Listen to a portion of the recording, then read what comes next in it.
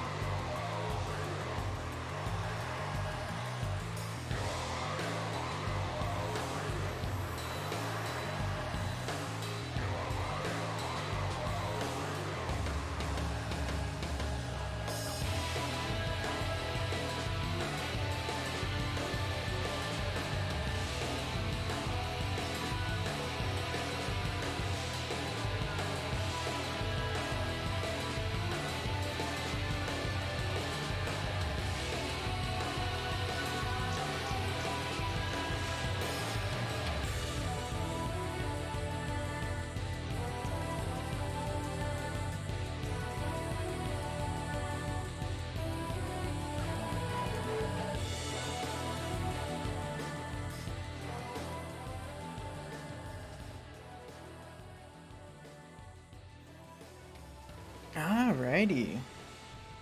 Hope everyone's doing well on this Sunday evening, Mother's Day as well. Hope y'all are doing well. Yeah, tonight we're gonna be getting back into some more Trails in the Sky. Last stream we finished collecting all of Carnelia, I believe, so we're gonna read through that. That'll be the bulk of the stream probably, because that'll probably at least take an hour. At least I'm guessing. It might be a little shorter. I'm not entirely sure, but we'll see. I'll go ahead and where is the thing? I am pressing buttons that are not the right buttons. Boom, there we go. Okay, hi. Yeah, so we're just kind of hop into it, I guess. Yeah, we are going to be reading a lot today. So, let me launch the config tool just to be sure that my controller is working, because I want to make sure before I boot up the game. Hey, yeah. I'm really happy with how this turned out today. It's just no gamepads detected. Love that. Is doing that. God damn it. Why is it doing this? Okay, let me try something. Yes, I did. I don't have it in here, but yes, I did. And they do look very good. Okay.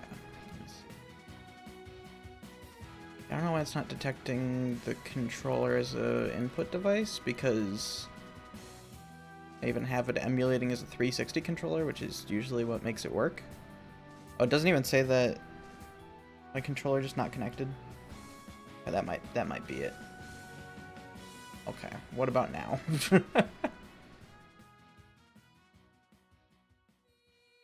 Input update. There we go. Okay.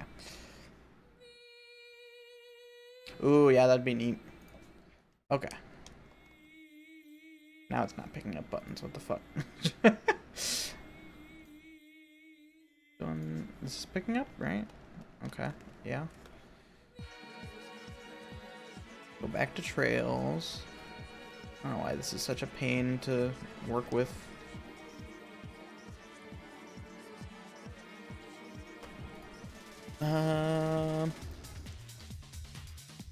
Yeah, it's just straight up not picking up the buttons being pressed.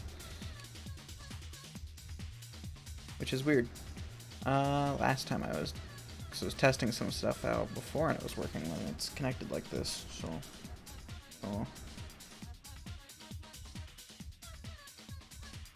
I think Trails in the Sky second chapter's controller support's like a little tiny bit better. So hopefully we won't have as many issues when we get to that. Let me try launching it again now that I actually am sure that it's connected. There we go. Okay, now we're good. Start game. We're good. Go ahead and pause that. Make sure this is capturing.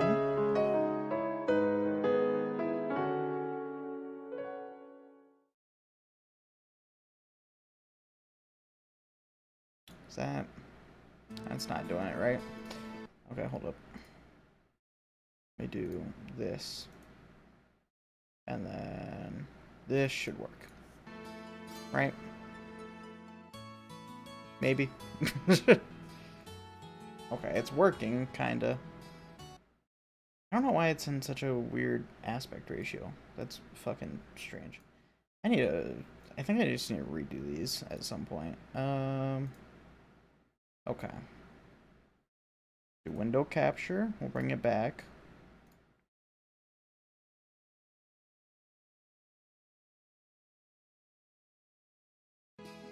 Okay.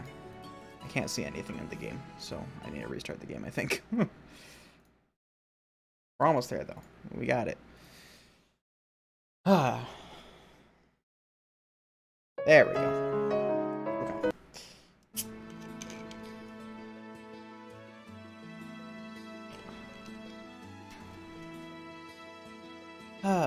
Alright. Let's do it. Final chapter, Grancel. We'll go in here because I remember I was saying I wanted to go into the news and talk to people there. So we'll do that real quick. See what she has to say. A lot of reporters are gone during the day. They're off doing their legwork. Neil's hardly ever in the office. It can be a real pain trying to get in touch with him sometimes. Yeah, I can definitely imagine that being true. Today I'm taking an airship to go get a manuscript. If I don't finish getting ready soon, though, I'll miss my flight. So, if you'll excuse me. Main event starts today. I'm super duper excited. The Liberal News is putting together a special issue of the for the martial arts competition. Got some real legwork to do if I want to leave my mark on this one. I know that crest. Would you two happen to be the junior bracers Estelle and Joshua? I don't know. Who's asking? I'm the editor-in-chief of the Liberal News. I've heard about you two from both Neil and Dorothy. Oh, okay. Yeah, that's us then. It's a pleasure to meet you. We're avid readers. That's true. We have been reading every single issue, so that's true. Glad to hear it. Did you want to see Neil? Not especially. Good, because he's not here. Ah, damn it. He won't be back for a while. Damn. It's unfortunate. Anyone up here? Okay, so we can't go talk to Neil. That's unfortunate. Okay, let's go ahead and hop into the middle of the city. Let me check real quick if there's any requests of the Bracer Guild. I don't think there are. No, okay. So yeah, we're good. Okay. Let me double check that I actually do have all the chapters. I think I do, but I want to be sure. Let me see. Carnelia, 1, 2, 3, 4, 5, 6, 7, 8, 9. So yeah, we have all chapters. Alright. We shall begin. Oh. Let me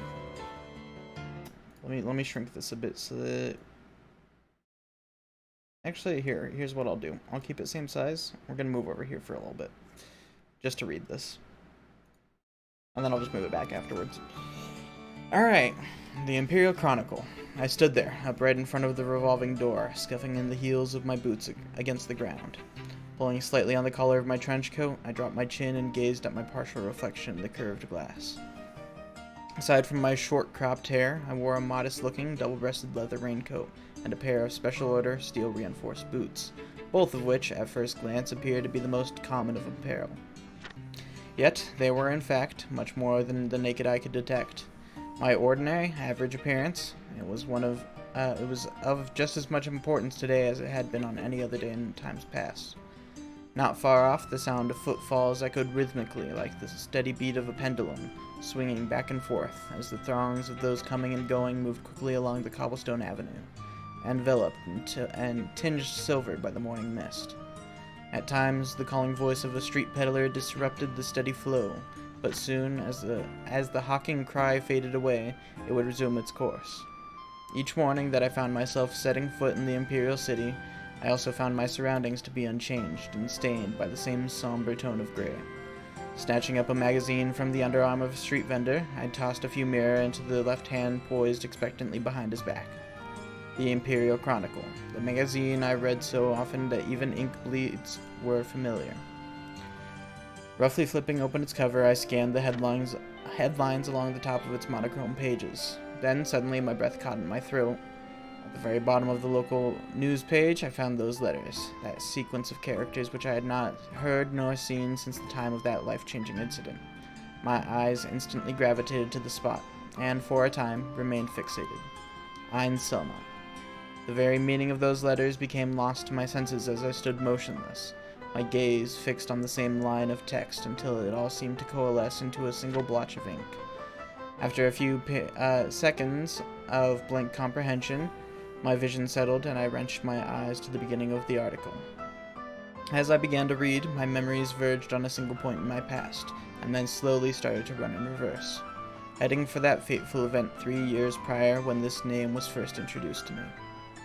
It was on an afternoon all those years ago, on a day not unlike this one, where the capital was overshadowed by its typical gloomy aura.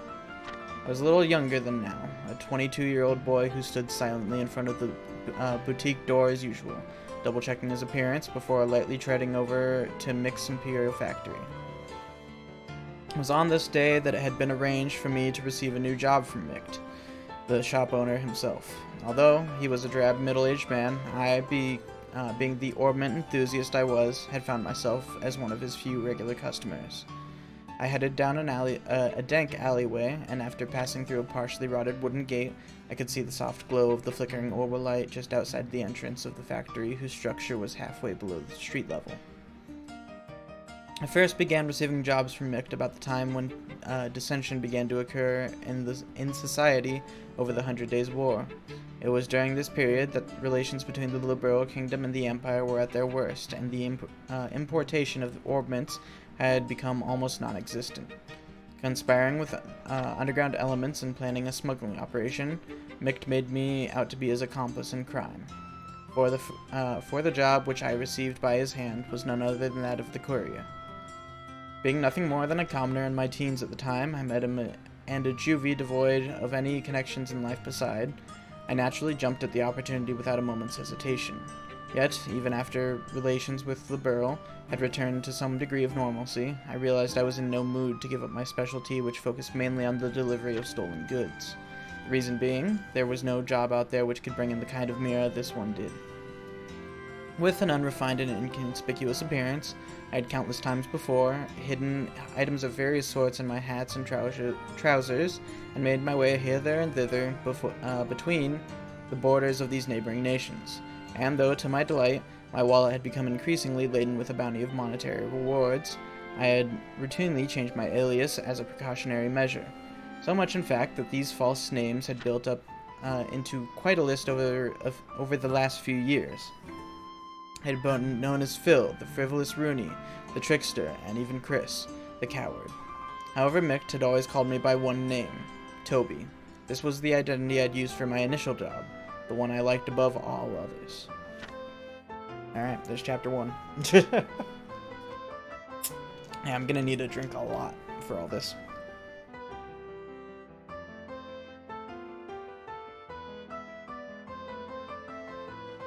We'll let that sit there. Just at the ready. Alright, chapter 2. Train station. Hello there, Toby. You've come at just the right time. Greeting me with these words, Mick shuffled slightly in his seat behind the counter. The baked confection he had been eating was ever so carefully placed atop his lap to prevent it from falling onto the floor. He smacked both of his powdered sugar-covered hands with a clap, and a cloud of white particles puffed into the air. The smell of sweet spices and baked apple pervaded the dimly lit shop. We had an item dropped off no more than a few minutes ago, he continued. Turning in his seat, Mick reached back and snatched up something wrapped in old magazine paper from off the shelf, tossing it to me. Knowing full well I wouldn't get any sort of answer, I asked anyway. What do we have this time? Laying out my railway and airship tickets, Mick ignored my question and said, Make sure to get this to the same place as always. In his slow drawl he added, It would be in your best interest to keep your involvement to a minimum by leaving the business side of things to me and focusing solely on getting the job done, Toby.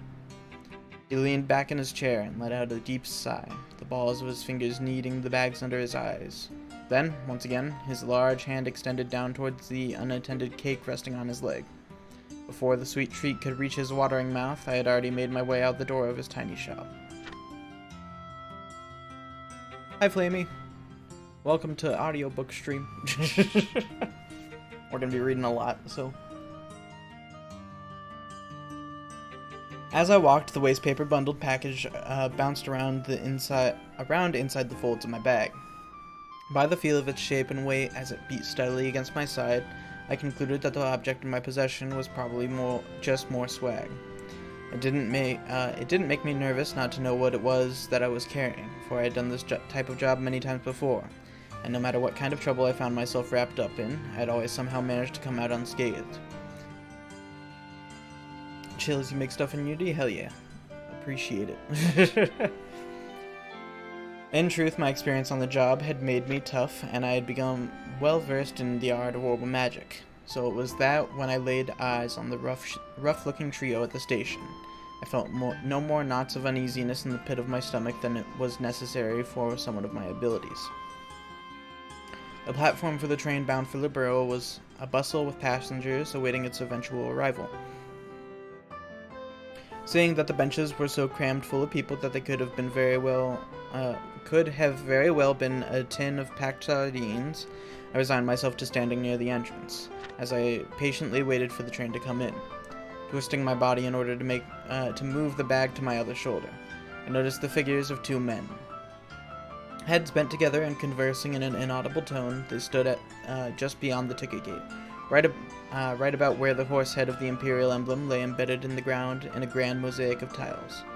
After a short interim, another man approached and joined in the conversation. From my own perspective, this was one ragtag group I most certainly couldn't have given a passing grade to based on looks. All three were extremely well built and sported the same haircut. To put it mildly, they stuck out in the crowd like a bunch of sore thumbs. Making sure to avoid eye contact with them as they glanced in my direction, I slung my bag onto my shoulder and ever so calmly reached my hand into my pocket and ran the tips of my fingers across the surface of my orbment. A woman's voice reverberated within the walls of the station, notifying the passengers that the train had arrived. The low rumble of an orbital engine could be felt in the distance, and after a few moments, a large vehicle was seen rolling up on the shoulder. I muttered to myself, all is well, but the sound of my voice was drowned out by the din of the massive machine. Brakes screeched, and a flash of black light reflected off the surface of the giant iron beast as it came sliding across the rails. The immense vibration in the air emanating from the moving locomotive at its epicenter let me know that the orbital engine had been put into full reverse in order to decelerate and bring the train to a grinding halt. While being shoved to and fro by the waves of impatient travelers flooding out of the waiting area, I was swept toward one door of a passenger car. As we passed by the conductor, I caught another glimpse of the ticket gate. The men who were once there were now gone, and the only thing that remained was the profile of the horse made of glossy tiles, glaring back at me in the shade of deep crimson. Alright, take another drink real quick. Alright, Chapter 3. Representative of the Septian Church. The train barreled on, almost flying through the thick veil of fog. Droplets of water splattered against the window glass, extending out like transparent veins, and continued to wriggle back and forth under the pressure of swiftly passing wind. Placing the temple of my head against the glass, I stared blankly down at the tickets in my hand and rubbed the two of them together between my fingers. I'd be traveling by train to the border city, far south of its imperial cousin, and then, to reach the Liberal Kingdom, I would have to transfer to an airship. Both of my tickets were first class, but not the highest end seats available. The passenger car was nearly full capacity, but for some reason nobody had seated themselves in the space next to mine. As I mused about the empty seat, it occurred to me that Mick may have purchased the spot ahead of time, leaving it vacant on purpose. There was no doubt in my mind that he was being paid handsomely to make sure this job was done and done well. "Will you be traveling to the Liberal Kingdom, sir?" Right around the time my trip on the rails had passed its halfway mark, I was met with this sudden question, and set up with a start. My eyes searched for the one who asked it. There, standing in the aisle, was a single woman with a radiant complexion beaming down at me. She wore a coat with overlapping buckles secured slightly above her breast and appeared to be in her mid-30s. Gingerly bending her knees and pointing her finger at the empty seat beside me, she asked, "Do you mind?" Oh shit, I accidentally went, oh god, I have to go back. Okay. I hate that you can't go back a page, you can only go forward. Anyways. With a tilt of her head, she indicated that the rear of the passenger car was where swirling smoke saturated in the air, and softly muttered, "The smell of tobacco smoke is just dreadful." Wordlessly, I nodded and dragged my bag from its place on the floor, moving it over by the window to the opposite side of my feet. The woman expressed her thanks and delicately sat herself down in the seat next to mine. Yeah, you have to go forward to go back, or just close out completely and go all the way back to the page you were at, which really sucks on the larger chapters, because then you have to just fucking spam the button. That happened to me a lot when I was reading through these for the first time. Anyways, yeah.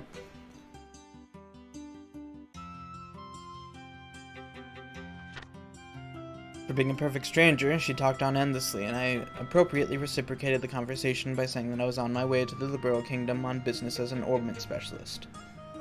Her story was that she was on a mission of mercy for the church and had an errand to fulfill in the border city.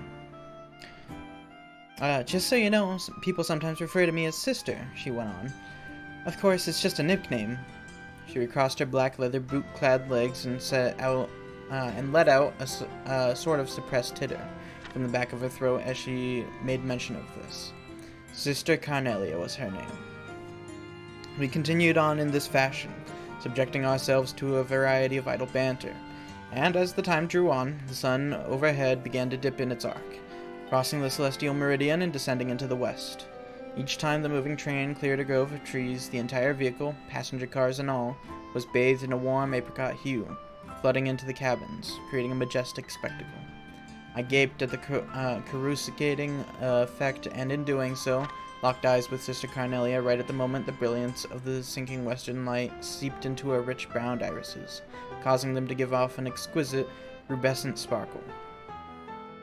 The glimpse made me wonder if the origin of her nickname was somehow related to the color of her eyes being likened unto the luster of a polished carnelian stone. The train gradually began to decelerate, and Sister Carnelia returned to her original seat in order to collect her bags. As a matter of habit, I checked my bag and orbment and found both, the junk paper-covered package and the magical device fastened into my trousers' inner pocket by a series of chain stitches, exactly where and how I'd left it. A woman's voice came over the intercom system announcing that the train would be arriving on schedule and that the rainy weather was to be expected at our destination. At the conclusion of the announcements, a number of disappointed sighs could be heard coming from along the rows of seats. Raindrops pattered against the windows outside as the looming silhouette of the overcast city came into view. The station's signal lamp emitted an angular light which was scattered with a refractive effect by the falling droplets of water. Then came a spine-chilling metallic sound followed by the jolt of the orbital engines reversing thrust as the locomotive at the front of the train lurched to a halt. Over the loudspeaker came another announcement, asking passengers to ensure that they did not leave their baggage behind. And with that, several people stood up and crowded into the aisle. Watching a station worker in uniform as he waved a small red flag amidst the falling rain, I picked up my bag and rose to my feet. I crossed paths with Sister Carnelia as I attempted to step into the aisle, but when she tried to step aside and allow me room to pass, she suddenly tripped and fell forward. Grabbing onto my shoulder for support, she picked herself up and, with an embarrassed smile, let me by. I gave her a short bow in line with general etiquette practices, then headed for the exit ahead of her. Following my lead, Sister Carnelia shuffled along closely behind me. So close, in fact, that it was as if she would step on my heels. Something about it just didn't feel right. Instinctively sliding my right hand into my pocket, I searched for my orbment, but the brass feeling I'd grown accustomed to was nowhere to be felt. In an instant, I felt my arm being twisted behind my back by someone or something with incredible strength. The seek sound of a blade being unsheathed and then a warning prick of the tip at my back indicated the seriousness of the situation. Yo, same. I could go for some fucking ice cream right now. That sounds good.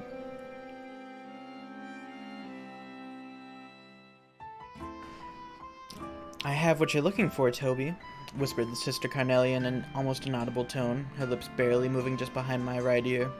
Let's not try anything either, shall we? I'd hate to see our afternoon spoiled any more than it's going to be. And to show that she meant business, Sister Carnelia slightly altered the angle of her grip on my wrist, causing an explosion of agony that sent sparks flashing behind my eyes. Chapter 4. Human Fodder. Sister Carnelia spoke to me in a tender tone as she sent a wave of immense pain rushing through the whole of my right hand. I won't have any trouble with you, now will I, Toby? She asked. Far from eyes just brimming with tears, I nodded my head in consent as the salty streams of water ran down my face. Satisfied with the answer, she loosened her grip, and I felt the pain vanish as if it had all been some sort of illusion. With a wry smile, she further added, Don't get me wrong, Toby. I've been sent here to protect you by the goddess herself. This is what she said while instructing me to keep my eyes focused on what lay beyond the window glass. Yet, there was something about the way she pronounced the last syllable of my name that really rubbed me the wrong way. Little by little, the line of passengers slowly began to flow out of the train car. Prodded on by Sister Carnelia, I inched forward while keeping my gaze on the platform through the passenger car window. Down the stairs which led to the front ticket gate were the figures of those men from earlier this morning, the 3 thug-like passengers who had been loitering near the large horse head emblem of tile at the Imperial station.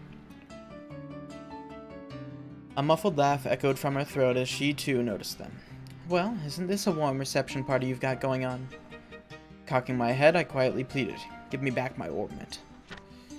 Sister Carnelia said nothing. Members of the crew bid us farewell as we stepped through the exit to disembark the train onto the lead-colored platform below. Angrily, I thought to myself, damn it, what's wrong with these fools? Can't they see what's going on? I shut my eyes halfway to protect them from the drizzle whipping against my face, and I unhurriedly descended the wet set of stairs at half pace at a time. Sister Carnelia moved along behind me at precisely the same length of stride. Below, the group of thugs waited expectantly at the bottom of the stairs. Waited for me, no doubt. Contemplating the rate at which I was going, I ultimately believed it was only a matter of time before I would be handed over to the enigmatic group. I caught sight of their soured faces as the distance between us grew smaller, and felt the heat of my left hand tightly gripping my bag grow in intensity until my palm began to sweat profusely. Hitting the midway point on the stairs, Sister Carnelia suddenly whispered in my ear, "Keep your eyes on the ground, Toby." I did as I was told and cast my gaze upon the tips of my boots, stained to a darker shade by the rainwater. Then, right at the moment I let out my breath, I felt a deep sense of pressure. Jesus Christ. Thanks for that. I felt a deep sense of pressure just below my shoulder blades as I was forcefully shoved forward. Droplets flew from my saturated fingers, and my world turned upside down as I tumbled down the stairs and slammed back first into the group of hoodlums. With a muffled crunch, I felt the painful sensation of my ribs crumple under the weight of my body, and then return to normal from their severely compressed state. Two of the seemingly military men who were hit as I toppled down the stairs, like an avalanche unleashed upon a pair of young saplings, absorbed the transfer of force and were thrown into a large puddle, collecting on the ground nearby. Shrieks erupted from the startled passengers nearby, more shrill than the high-pitched sounds of the railway brakes from a decelerating locomotive. As my world spun about me, I lay there, the chill of the tiles seeping into my back. With a concerted effort, I rolled my eyes to the left where my arm remained in an outstretched state. By some act of the goddess, I had managed to keep my tight five-finger grip on the bag I had been carrying, and in an effort to get up, I slid into a prostrate position, keeping my chin in contact with the ground, making a low visual sweep of the vicinity as if my life depended on it. I noticed the military-like physiques of the men had vanished from view. The only figure I saw standing above me now on the platform was that of Sister Carnelia. Hand on her shoulder, as if she were merely hefting a sack of grain, was one of the men. Turning in the direction where the train sat in its motionless state, she lobbed the unfortunate man down onto the set of empty tracks below. By this time I had risen to one knee while keeping the other planted firmly on the ground in a half-standing position. The world in front of me was still swaying, undulating in my wavering eyesight. My head slowly rotated back and forth with it as the double vision of Sister Carnelia's boots approached me. Then, with a strong grip, she tugged on my hand. For some strange reason or another, when she did this, I failed to notice the unpleasant feeling that her hand wrapped tightly around mine brought. "Let's go, Toby," she instructed me in an authoritative voice, nearly dragging me. She pulled me to my feet, and before long, we were hightailing it out of there. The onlookers made quite a commotion as they moved hastily out of the way in a determined attempt not to be caught up in the middle of our flight path. The bag in my left hand swung helplessly, knocking against my thigh. After clearing the ticket gate, Sister Carnelia firmly let go of my hand, but a sickening, slippery sensation came with it. Looking over at her, I realized that the stomach-churning, slimy feeling on my hand had come from the bright red blood which stained both of hers. I peered back over my shoulder in the direction of the platform as I continued to run, but the figures of those three men who had been waiting for me at the station were nowhere to be found.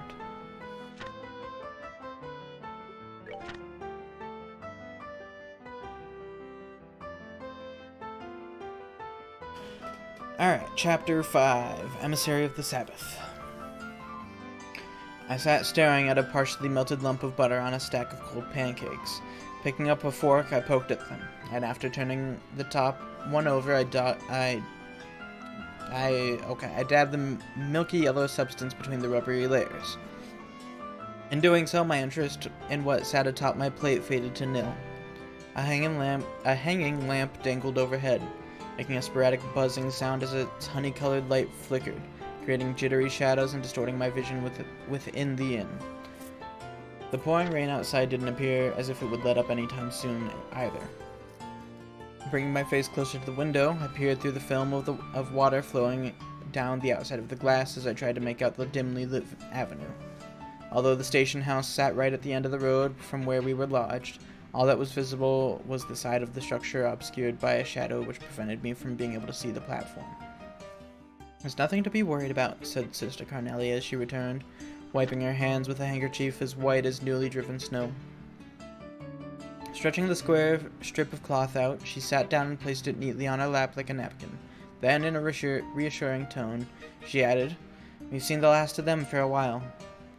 Watching the tips of her fingers move as she smoothed out the wrinkles in the piece of fabric resting on her legs, I was hit with a sudden flashback, reviving the awful sight and coppery scent of the sticky blood which had covered those hands not more than a few hours before. How can you be so certain?" I asked, still having more than a few reservations. "Because that's how these types of crime syndicates work," she replied, clearly seeming to know all the answers. The waiter came and set a plate in front of Sister Carnelia with a soft clink as the base of the glassy dish tapped lightly against the hard surface of the table. After scooting the meat-laden porcelain plate close to her, she licked off the sauce, now covering the tips of her fingers in an almost sensual way. Sickened by the bloody image already in my mind, and now the sauce, I tossed my fork aside and leaned heavily back into my chair. The city outside began to fade into shades of gray, and by the time Sister Carnelia was finished tucking away her steak, it had completely sunk into the darkness of night. I questioned her again. "How can you be so certain that no one will come for us?" Using a piece of black crusted bread to wipe up the last drops of sauce, she answered, "Because that's how they function. One unit consists of 3 people." Then, as if remembering something else important, she added, "That group was after you. They're a Jaeger Corps." Upon hearing this, I recalled seeing some of those men at the landing port some time ago. Only the most renowned and skilled of mercenary groups had the honor of calling themselves a Jaeger Corps. Or at least, that's what Micht had told me about them.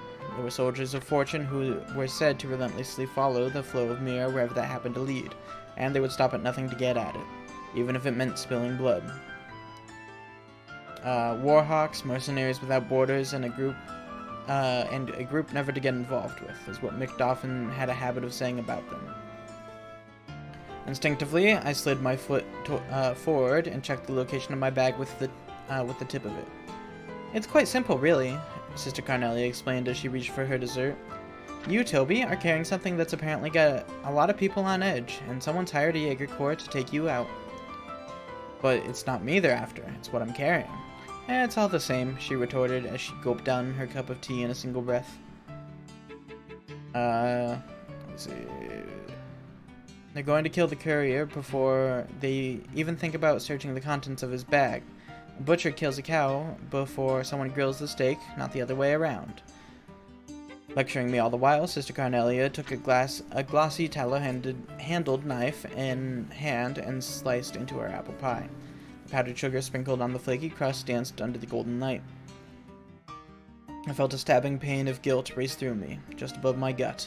Unexpectedly, I began to think about what Micht could be doing at the moment, but my short period of rumination was cut short when I saw Sister Carnelia's hand stop cold.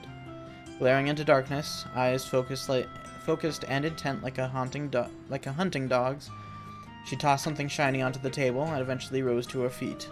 There it was, my ornament. "Where are you going?" Without pausing to answer my question, Sister Carnelia expeditiously fastened the buckle of a coat. "You've got good taste, Toby." One at a time, she set her heels on the chair and tightened her boot laces. "Using the full capabilities of that ornament is no small feat. I think even most bracers would be in for a real surprise if push came to shove with you in the ring." Growing ever more impatient, I asked again, "So, where is it exactly that you're going?" "It's none of your concern," came the answer. "Suffice it to say, I will be seeing you again on the morrow."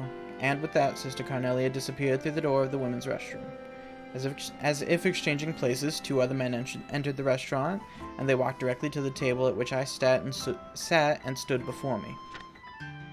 Flashing the emblem on his chest and without making any sort of eye contact, one of the men said, "We're with the Bracer Guild. I apologize for disturbing you in the middle of your evening meal, but you'll need to come with us." Alright. A little over halfway there. Alright, Chapter 6, Ascertaining the Inner Workings. How far are we? Yeah, okay, so I think my estimate of about an hour was pretty close to right. My ornament emptied bag and package wrapped in old magazine paper were laid out neatly on the table in front of me. The bracer sitting opposite me gazed alternately at my face and the items on the table, as if trying to gauge my reaction to them. Constantly rubbing his chin between his fingers, it appeared to me as though he were making an effort to display his right hand, snugly fit within a leather gauntlet. I had been led to the second floor of the lodge by two men, and then, after they had painstakingly checked the layout of the floor, I was taken to the farthest room from the stairs.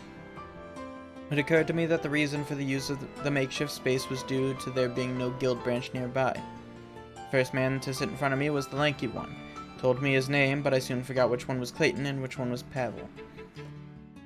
About the time I had finished being frisked, the bracer wearing the gauntlets... Ooh, jeez. Clayton or Pavel, whoever it was, returned and whispered something in his partner's ear. It seemed as though they were trying to locate Sister Carnelia, but having no luck. After much probing on the subject of her and the Jaeger Corps, and after relating everything I had heard from her on the train, I turned the conversation around and, playing the role of the victim, inquired into her past history. Though, strictly speaking, I guess I was, in fact, a victim. Her name is Selma. Ein Selma. Allowed the lanky bracer from a pocketbook he held just below eye level, originally a constituent member of a Jaeger Corps. Her present affiliation and activities are unknown. In short, added his partner pompously, she's not the type of person any upstanding citizen should be getting involved with. He reached out his gauntlet-clad hand and picked up the object bundled in a scrap of paper. Checking my reaction all the while, he unwrapped the paper, laying it out flat on the center of the table. Its contents turned out to be a lump of metal ingrained with a sort of clay-like substance. I blurted out I was on my way to a research institute with the item when everything happened, and then threw in the address of some non-existent client for good measure. Bracers took notes, making sure not to leave out any of the details of our conversation. Then, to dispel any lingering suspicions, I agreed to stay with them under their watchful eyes for the night. The next day, I also found myself inclined to go along with them to the nearest guild branch in order to file a report about the events that happened back at the station. But I had no qualms over the matter. My greatest concern at the moment, after all, was not running into any more trouble. I awoke as the sun came up over the horizon and day broke. With the advent of a peaceful morning, I sat up in bed and breathed a sigh of relief. The bracers who had stood guard the previous night were no longer present in the room, but the sound of their voices could be heard echoing out in the hallway beyond the closed door. Slipping my arms through the sleeves of my jacket, I felt a sharp pain in my right elbow, which brought back vivid memories of the woman from the day before. Suddenly, a feeling of uneasiness came before me, and still half undressed, I began adjusting my ornament. After opening its back cover, I used a thin piece of tanned doeskin and started plucking out the cords installed in each slot. It didn't take but 5 minutes to insert them each into different slots and rearrange their configuration with a set of light magic as my base. One by one, I replaced each screw until finally the metallic panel was back in place. And as a feeling of calmness set in, I rolled back over in bed.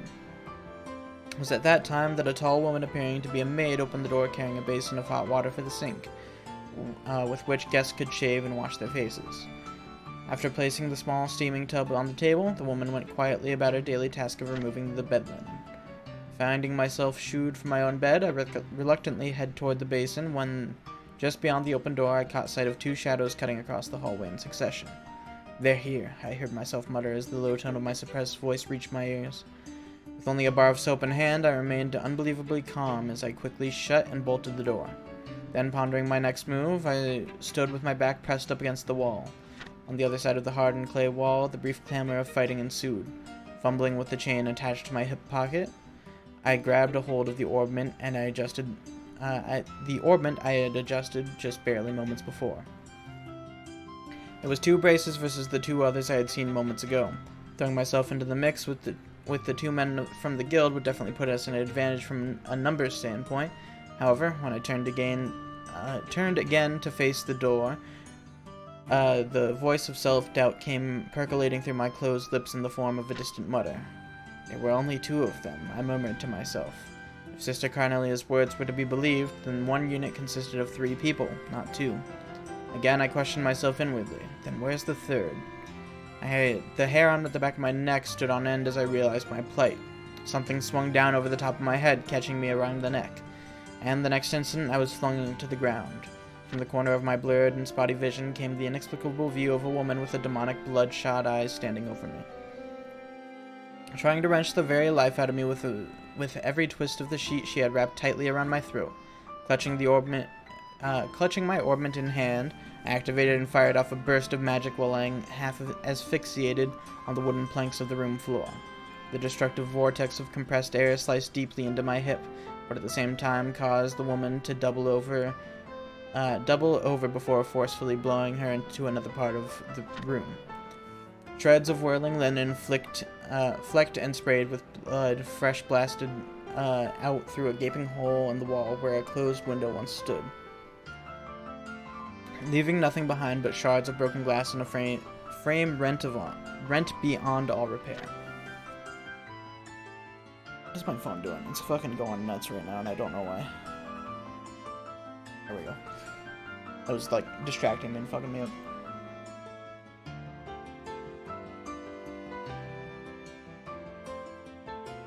Alright. Chapter 7. The Death of a Friend. Wheezing, I breathed in, the sound high and whistling as the air fought to make it through my constricted windpipe. Still clutching tightly to my orbment, I unwound the sheets from my throat. Utterly exhausted, I tilted my head on its side and watched with reddened eyes as a small stream of saliva dribbled down over the edge of my mouth and pooled onto the floor. When fresh air finally made its way into my lungs, it initially choked me nearly as badly as the sheet had. A thump from somewhere behind startled me from my fit. The Jaeger demoness, like a spring-loaded doll, leaped up from the floor of the room. A single shot of magic I had previously landed in her gut should have done the trick, but the fluid way she moved about made it appear as if she were unfazed by the blast. Within arm's reach of where I had subconsciously curled myself came the splintering sound of unseasoned wood being hewn down by a giant woodcutter's axe.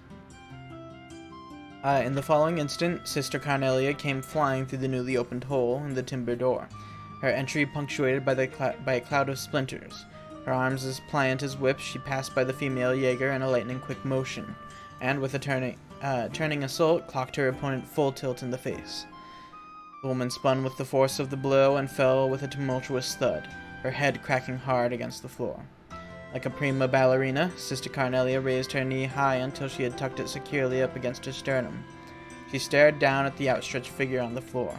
Muscles flexed and without an ounce of mercy, Sister Carnelia let her judgment fall with the heel of her boot. Stomping down the crushing the wretched woman's throat, as I witnessed the grotesque and unsightly scene, Sister Carnelia gave a quick glance in my direction and beckoned me on. Then, with a nimble hop into the unknown before her, she cleared the broken window frame and lighted to the ground below. Quickly scraping my belongings together, I made after her in the same manner as she had left. Out the window with a two-story drop to the cobblestone side road below. Waiting close by and helping me break my less than elegant fall, Sister Carnelia led me on as we took flight along the avenue, brightly lit by the morning sun. As a deafening blare from an orbital engine's whistle indicated that the first train was about to depart, Sister Carnelia immediately pulled a ticket out from her coat pocket and held it out to me from the side. Reaching for the fluttering strip of paper between her fingers, I realized that I was still carrying the bar of soap from before, so I chucked it, not caring where it landed or who it might hit.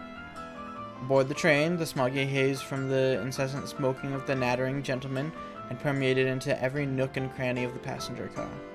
There was also the smell of newly printed publications and the occasional sound of someone clearing their throat. It felt rather awkward to have boarded a train bound for the Imperial City with my bag still in hand. "Do you know what your problem is, Toby?" Sister Carnelia remarked. "You're just like that Orban of yours." Using her white handkerchief, she stanched the flow of blood from my leg, which had been lacerated by the spinning arrow blades of the magic. "Once you get yourself into trouble, you keep digging yourself in deeper until someone comes along with a billy club and whacks some good sense into you." Placing a folded magazine on my lap, she tapped on it with the nail tip of her index finger, indicating I should have read what was inside. It was a copy of the Imperial Chronicle, which had been published just that morning. A several-lined article, buried pages behind more titillating news, told of the suspicious death of one orbital factory owner somewhere within the capital. This was the first time I had ever become aware of Mick's real age. Sister Carnelia continued her lecture as she mercilessly upbraided me for my reckless behavior. "You miss being caught up in all this by a hair's breadth," she informed me coolly. At a loss for words over the shock of Mick's death, I put the magazine away in a trench coat pocket. "Another 5 minutes in that shop and you would have gone to meet your maker too." I shook my head with trembling lips. Just my thoughts fumbled out of my mouth. I let my thoughts fumble out of my mouth. "I just don't get it. Why did Mick have to die?" The image of Mick's cold body behind the counter alternated in my mind with that of the lump of metal wrapped in a scrap of paper. What the hell had I been carrying all this time, and why did anyone have to die over it? I pondered at length. Sister Carnelia met my eyes and held them. "Because it's an artifact," she said simply. "An artifact?" I scoffed as I blew off her answer. "It's not like I haven't carried a bunch of them before." Artifacts, in short, were the remaining legacy of an ancient civilization, and the generic term for any unidentifiable mechanism which resembled that of an orbment.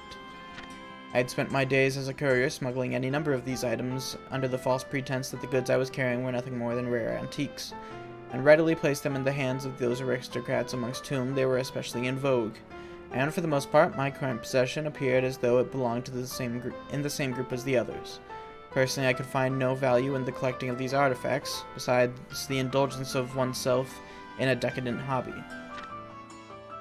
Chiding me as if I were a clueless child, Sister Carnelia rebuked, "You're wrong, Toby. This one's much different than the others." After a moment's pause, she added, "It's alive." Unable to grasp what she had meant, I looked at her with a questioning expression on my face. Sister Carnelia tried again. "What I'm telling you is that it still works, although I'm not really sure what kind of power it actually has. It was unearthed during an excavation within the Empire's territory about 30 years ago." Sister Carnelia's subsequent story about the peculiar lump of metal told in the dark history surrounding a group of aristocrats who relentlessly sought after it. The artifact had transitioned from hand to hand by those in power, as one after another they were murdered while slumbering in their bedchambers. Then, at the end of the 100 Days' War, its whereabouts were said to have been lost. "And, strangely enough, it's finally turned up in the capital after all this time," she said, finishing up the account. An announcement chimed in the passenger car notifying those riding of the scheduled time of arrival. Sister Carnelia uncrossed and recrossed her long legs. "The one who was after the artifact hired that Jaeger Corps to bring it to them, whatever the cost, so as a result I was dispatched by the church in order to protect both you and it from falling into their hands." I sat staring at the bag resting next to my feet as we approached our destination, and the train, moving quietly, began to lose speed. Alright, 2 more chapters.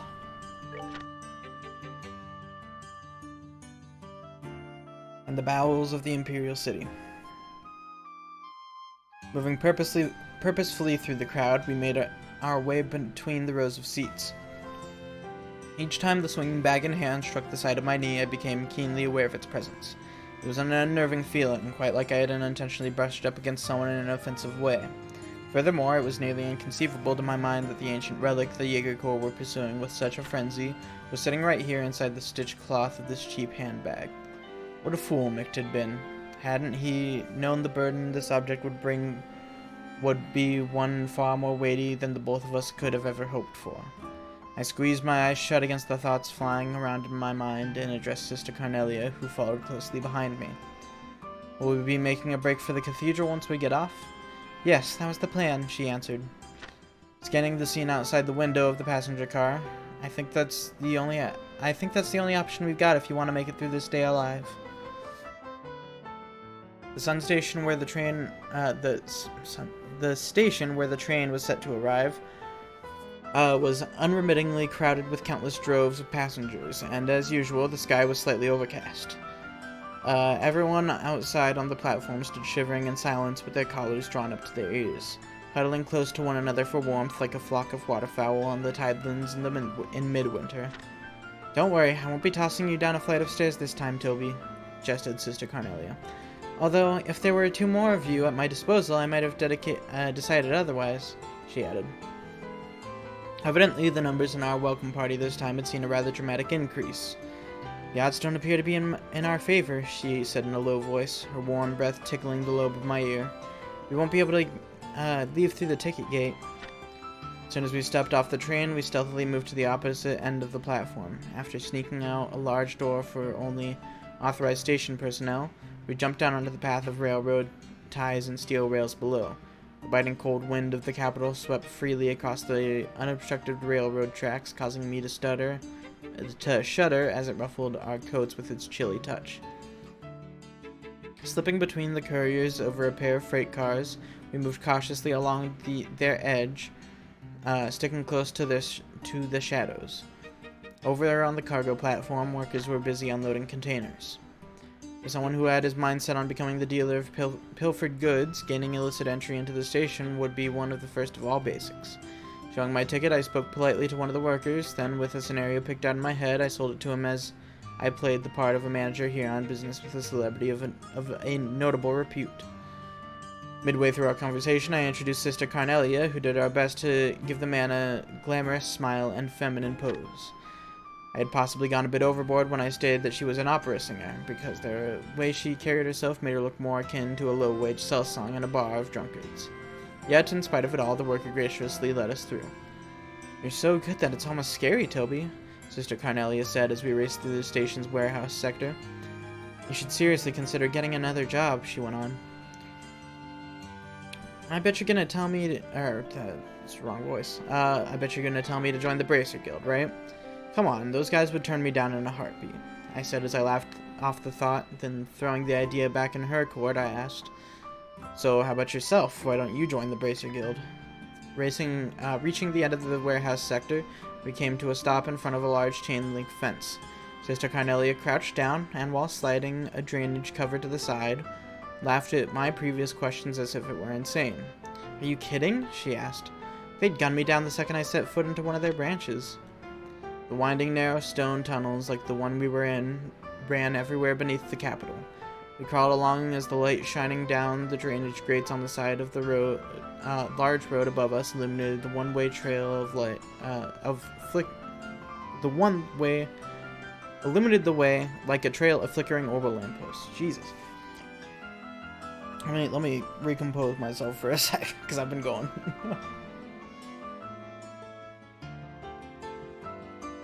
Okay.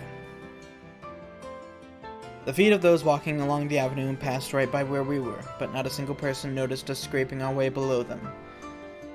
And for some strange reason or another, the world just beyond the thin flagstone-paved road appeared so dazzling in my eyes. Yet the Jaeger Corps' loss of the artifact in hand, and a senseless, sudden death, all of which had never crossed my mind before, lay in wait for me dared I venture into the open world above. As we pressed on, I began to think that the small round tunnel which we were crawling through would run on forever. When it finally merged with a high-ceiling sewer surrounded by walls of countless blocks of chiseled stone, we'll go through here and make our way over to where the cathedral is located, Sister Carnelia insisted, raising one brow. She pointed her finger upward. It's a lot safer down here than it is up there. That's fine and all, but what are we gonna do if it gets attacked? Sister Carnelia grabbed my hand, and with that, stepped into the muddy darkness beyond. Don't worry, Toby, she reassured me. Faith isn't the only thing supporting the church. Alright. Last chapter. Chapter 9. Carnelia. The flicker of dying orbital lamps mounted at equidistant lengths along the sewer walls sent thin streaks of light across the surface of rippling flow of filthy sewage. Passing in front of these one by one, Sister Carnelia sped down the stone sidewalk as the sound of her body cutting through the racing tunnel winds trailed out behind her. Panting and out of breath, I continued to move my feet toward the darkness, which lay before me as I chased after Sister Carnelia's flickering shadow. Wayworn, yet without a moment of repose, we headed unrelentingly with our sights set on the cathedral of the Septian Church. We moved swiftly across the moss-covered stone pavement, the clacking of our heels echoing in the dimly lit underground. Above ground, the walking distance on the city roads from the railway station to the cathedral was about 3 blocks. If we just made our way up through the drainage ditch, just beyond the sluice gate, we would find ourselves in the public square outside the massive sanctuary. Up ahead, the light of another orbital lamp came into view. Turning her head in my direction without a word, Sister Carnelia extended her right hand outward in a wide motion, indicating that we would be turning that way at the next corner. Then, as if preparing for something, she rolled both shoulders in a grinding motion and relieved the last of her tension with a pop of the neck. It seemed to me as though she knew all too well what was lurking within the tenebrous conduit ahead. Under the unsteady and sporadic coruscation of light, the body of Sister Carnelia surged around the corner and disappeared from view. 1, 2, 3 went the walloping echoes, followed by the sound of something being rolled into the channel of filthy sludge. As I turned the corner, the first things which leapt into my sight were the contorted figures of 2 men on the ground, whom I barely missed treading on. Sister Carnelia, who was by this time several steps ahead, continued to run at her usual pace, as if nothing had happened during the preceding seconds. "It's Carnelia!" came an angry but noticeably wavering voice from behind. I glanced to my rear to locate its source, and there I found a man who dragged himself from the fecal-filled liquid, now lying next to his dead comrades, yelling with his dying breath as blood leaked out of his open mouth. "Carnelia! She's down here!" he managed to croak out before falling silent and still. Sister Carnelia paid no attention nor made any effort. To look back, I turned my face forward and followed her example. The walls of the conduit leading directly to the sluice gate squared out into an ominous mouth of darkness. Seemingly waiting for its next unsuspecting meal, Sister Carnelia gradually slowed her pace to match mine, as I had by this time become completely exhausted and out of breath. "It looks like these guys are dead serious about getting their hands on that item this time," she said as she focused her eyes on the darkness before us. "So, were those men old friends of yours or something?" I inquired. Sister Carnelia turned to face me with her darkened scarlet eyes. "Is that what you heard from those bracers the other day?" she asked, and I nodded my head and questioned her no further. With head slightly turned down, I forced myself onward, eyes fixed on the tips of my boots. Unexpectedly, Sister Carnelia opened her mouth and said, "Do you remember the woman you had a run-in with back at the inn?" I nodded slightly.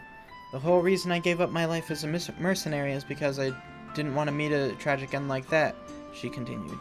"A life of no meaning, forgotten by all."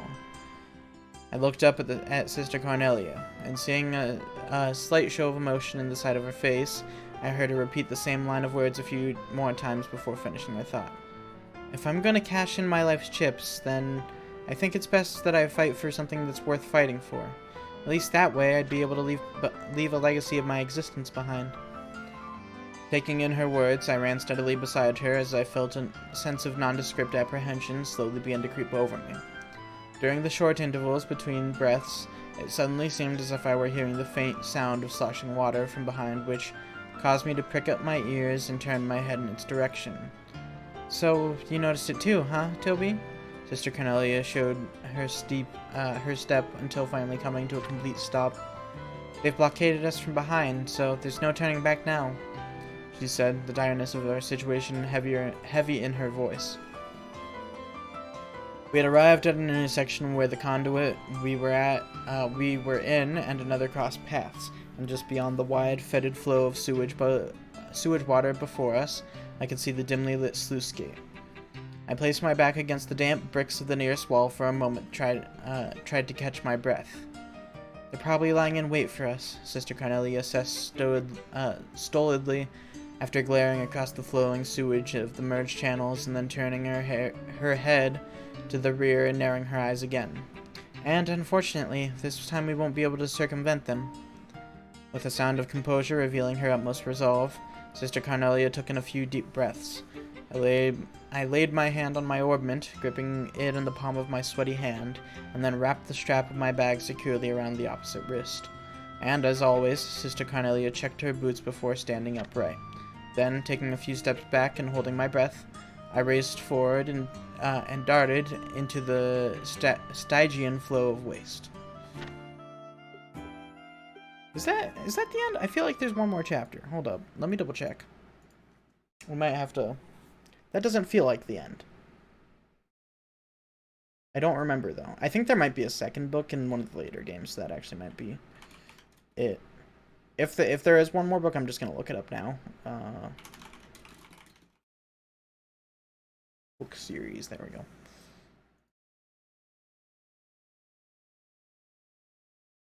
Oh yeah, no, I'm straight up just missing two chapters. Okay. We'll just read those now. Okay. Let me go. Let me just do like a display capture and then we'll do it this way. Boop boop boop. Okay. We'll just do it this way. I don't know how the fuck I didn't realize that there was 2 whole extra chapters there. Yeah. I'll go ahead and just throw on more Trails music in the meantime while we read through the rest of this. Let me see. Boop. First chapter music. There it is. Okay. Actually, you know what? Let's go something a little more intense for this last bit. Okay, so never mind, that wasn't the last chapter. Chapter 10, The Last Stand. Sister Carnelia made such haste as she aimed for the path on the opposite side of the sludge-filled channel that I could have sworn she was actually running on the liquid surface. Based on my observation of the minuscule spatters her feet produced, and of course, she passed by me in the blink of an eye. The space growing wider and wider between us as I continued to trudge my way through the filthy muck. Flashes of magic erupted from my darkness by the sluice gate and ripped through the air in rapid succession, but none of them could overtake the speed at which Sister Carnelia moved.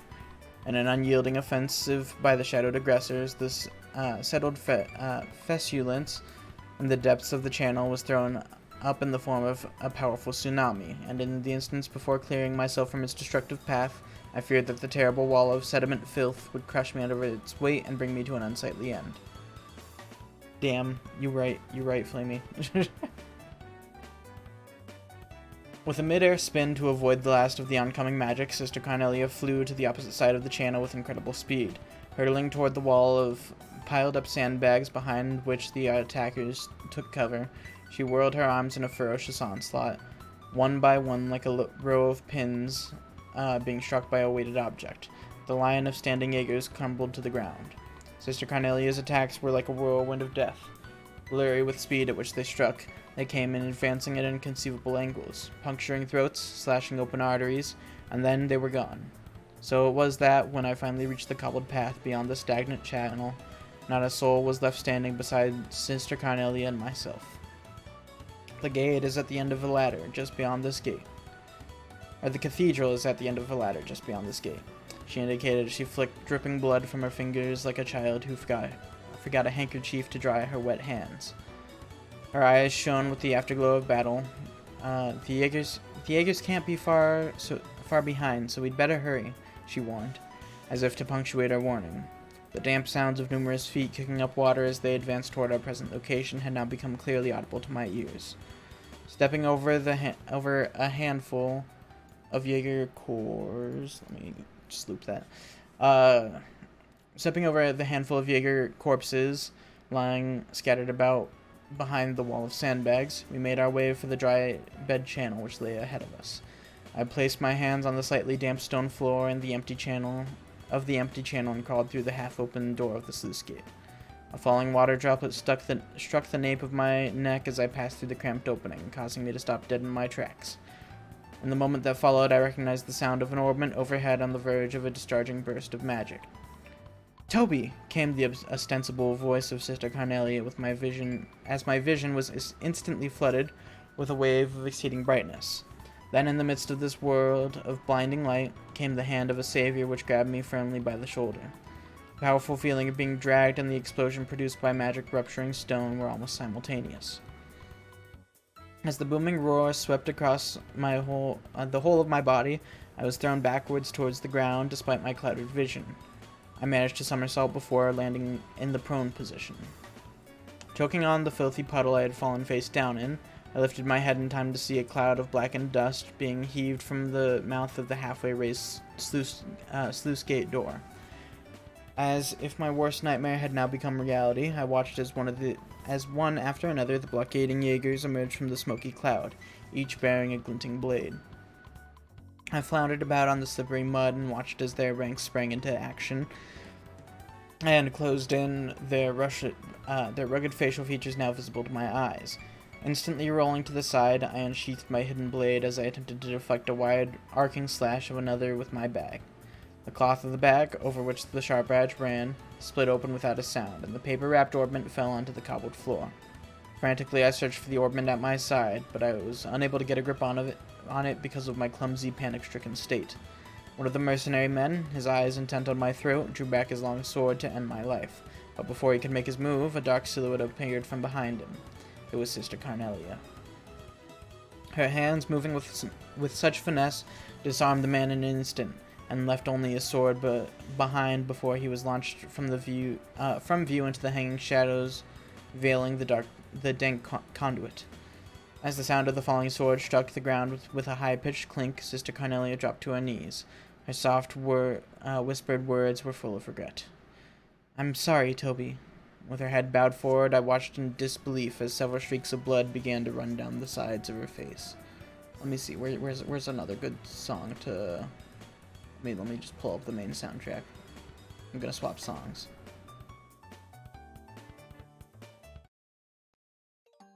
Yeah, that works. With her head bowed forward, I watched in disbelief as several streaks of blood began to run down the side of her face. "It looks like the goddess may be calling you home too," she said gently. Once again, Sister Carnelia rose to her feet, her coat hanging in tatters. Eyeing her out of garment's ragged state, I knew for certain that it had been caused by the previous blast of magic. In order to protect me from harm, Sister Carnelia had willingly used her body as a shield to absorb the brunt of the force. And now, a stain of effervescing crimson blood had begun to seep through the cloth covering her breast. I swiped up the artifacts which had tumbled to the ground from a hole in my severed bag, and tore away the wet paper which covered its surface. Then, with the cold lump of metal in hand, I placed it atop my orbment as I gripped them both tightly together. The sound of footfall from the Jaeger Corps had by now subsided. They stood in a cluster with their swords drawn, effectively blocking any possible escape through the sluice gate. Sister Carnelia let out a shrill cry, and I, as if taking the sound to be a command to attack, unleashed the energy pent up within my orbment. The device roared, and the instant magic was discharged. I felt an intense wave of searing heat graze over my cheeks as my entire body was immediately blown backwards by its powerful force. Stunned, I collapsed onto the floor. When I finally forced my open eyes, I could see Sister Carnelia standing above me. Why is it doing that? No, go back. Loop. When I finally forced open my eyes, I could see Sister Carnelia standing before me with her back turned to face me. Her right arm had lost all strength to function and hung limply at her side. Dazedly, she slid to her knees and slumped onto the ground before me. I pulled Sister Carnelia close to myself, and hugging her tightly, blasted the pack of assailing mercenaries with an instantaneous wave of magic. But then it was all over, my last stand ending as soon as it had begun. Countless razor-sharp sword tips stared down at us from all sides. Convinced that I had finally reached my life's terminus, I raised my right hand, and while placing a false hope in my orbment that it could somehow protect us, I activated it, the last of its energy being consumed as it was drained to empty. Whirling arrow blades spun around us as I closed my eyes and accepted my fate, and, behind my darkened eyelids, an endless realm of whiteness began to spread out before me. Alright, last chapter. A legacy never to be forgotten. I was swallowed by the light, only to be spewed moments later onto a patch of hardened ground. The air was filled with the scent of sun-baked earth. Yet, for being the floor of some grandiose heavenly estate inherited by those in the afterlife, it felt quite like the flagstones I had grown accustomed to in my past life. Upon feeling around in my immediate surroundings, my searching hand found soft locks of disheveled hair. It seemed as though Sister Carnelia had come as well as I to meet our Creator firsthand. Gradually, as I lay there, I felt something warm swell within the pit of my stomach. Weary and spent, I just let the feeling spread over me. It was at about this time that the sound of numerous murmurous voices started to fill the air around us. Warm breath tickled across my nose and brow, letting me know that I was being stared at directly in the face. As my eyes adjusted to the intensity of the light, I realized I was looking into the face of a young girl who beamed back at me brightly with the whitest of smiles. However, she seemed a bit young to hold the esteemed position of the goddess. The knell of a bell overhead rang out loud and clear. Strangely, it had sounded exactly like the cathedral's distinctive toll. Taking in this series of events to be rather odd, I picked myself up, and at last awakened from the dream which had temporarily invaded my senses. There it was, the familiar cityscape, the sounds and even the scent of the breeze. I knew the place by heart. It was the public square of the Imperial City, which unfolded before the great cathedral of the Septian Church. I opened the fingers of my right hand, and stared down at the metallic lump in its palm, entrusted to me by Mick. Golden filaments of light swirled across the surface of the artifact. I instantly recalled Sister Carnelia's words. "It's alive," she had said, and as I watched the ancient light gradually fade away before closing my hand around its surface once more, I believed it. Supporting each other by wrapping our arms around one another's shoulders, Sister Carnelia and I hobbled and limped our way toward the magnificent cathedral as the awe-inspiring figure of the goddess Eidos stood silently with unfurled wings, watching over us from the deep-hued stained glass window above. And as for the events which followed, they were all settled in an orderly fashion. The metallic lump which Sister Carnelia had so daringly risked her life for was turned over to His Eminence, and the cardinal who presided over the cathedral, he disappeared with it through the thick door of a sacred vault. The level of corruption which had spread like a plague among members of the imperial court, influential aristocrats, and even commissioned officers in the imperial army astonished even those mediators acting on behalf of the Bracer Guild. Stayed close by Sister Carnelia, she was laid out on a pew within the chapel of the cathedral. The real sisters of the church delicately pulled off her coat and cut open her vest, now stuck to her body with dried blood. Upon doing so, they found an ornate shirt of chainmail just beneath the layer of her clothing, which for some strange reason seemed to bewilder them all. The next day, a certain aristocrat who had hired the Jaeger Corps to carry out his selfish bidding, agreed to relinquish the artifacts in his possession in return for keeping his estate. Hence, his collection of forbidden antiques were brought under the safekeeping of the Septian Church. Sworn to secrecy, I made my immediate arrangements to take leave for the Calvard Republic. My destination, a high-class resort, which turned out to be an excellent way to recover physically and mentally, as well as forget about the series of events which had occurred over the past few days. Naturally, the Bracers were assigned to provide my escort were none other than Clayton and Pavel, who, before we left, guided me without a word to where Sister Carnelia was resting. I had talked with Sister Carnelia, who had awoken for a short interval, but as I got up to leave, she reached out her dainty hand and said to me, "Before you go, I want to tell you my real name. It's Ein Silnot." I took her unblemished hand in mine and gripped it firmly as I expressed my appreciation for what she had done.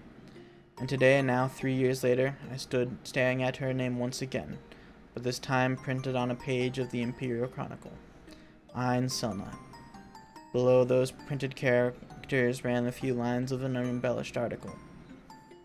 Yesterday, a corpse was discovered in an urban area of the capital just before dawn. The body was found to be covered with multiple stab wounds. The departed in life had been involved in charitable work and brought salvation to many afflicted souls in various regions throughout the land. As I read the last line, I envisioned the deceased figure of Sister Carnelia lying motionless upon a darkened street. Yet, despite the blood-stained face I envisioned in my mind, I saw her as she rested in peace, a gentle smile crossing her face, and vindicated of any transgressions in life. As I rolled up the copy of the magazine in hand, I brushed my hand lightly across the shining bracer emblem pinned on my chest. Almost 2 years have passed since I converted to my new line of work, which Sister Carnelia had so graciously recommended to me. And finally, I had become used to using my real name.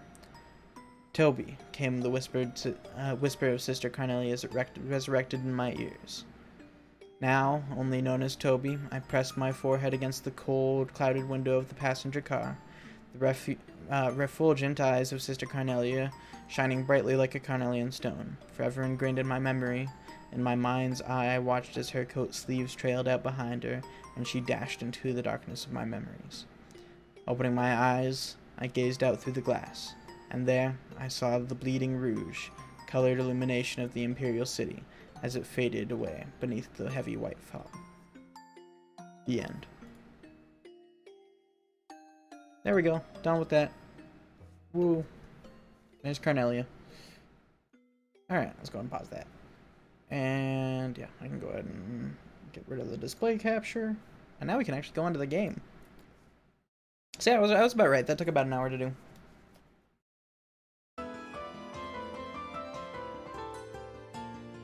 So, yeah.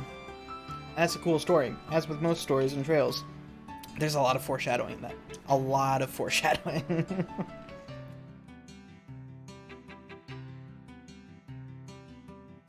I won't say what for, but there is a lot of foreshadowing. Which is neat. Alright, anyways. Yeah, I don't know how the fuck I thought there was only 9, but oh well. Why is my... Oh, because it got disconnected. I guess that explains it.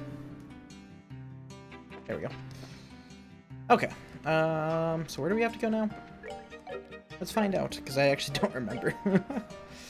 Grand Soul.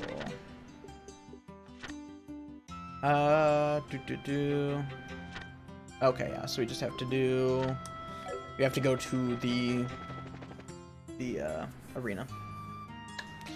I will, real quick, I just went to the wrong area. We will walk across here. And let me double check in here, see if there's anything that I want to get. We already have that, right? Okay, cool. Yeah, we should be good.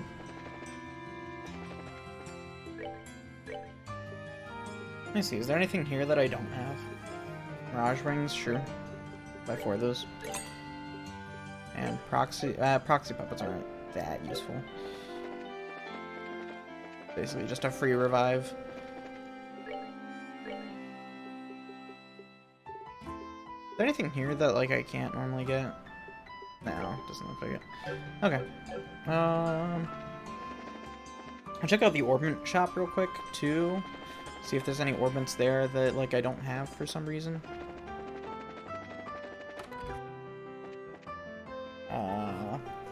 Modify/exchange, quartz. Let me see, I have all those. Don't have a freeze. There we go, we have a freeze now. Kind of surprised I didn't have a freeze. Don't have an action 3. I actually will. Hey, there we go. There's that achievement. Cool. So yeah, those were the last 2 quartz that I need. Let me also move myself back over here. Okay, that's cool. I'm just gonna buy I'm gonna buy these for everyone. I guess I don't have enough Sabbath for that, but that's fine. Because I'm literally going to equip that on everyone, because that's super useful. Joshua will definitely get one, because he's already got action 2, so he can get action 3. Oh yeah, I need to do Olivier's stuff before I continue as well. Get 3. Do defense. Do attack 3. We'll do action 3. And we'll do EP cut 3. Yeah, that's pretty good. That's a pretty good spread.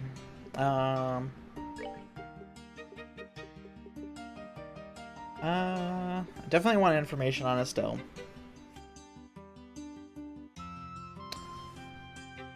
Here's what we'll do. Before we go into any battles, we'll just swap off Cloak, which we're not going to be in any battles for a little bit, so I can just go ahead and do that now. And we'll give an action 2. Then we also need to give Zin his stuff. Jesus. Okay, HP 3, attack 3, defense 3, action 3. Actually, no, he's already got action 2, and we don't have enough for an action 3, so that's fine.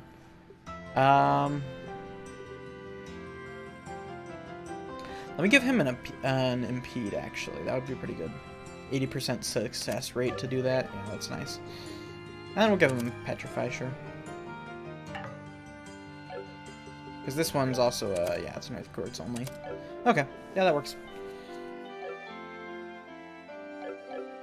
Cool.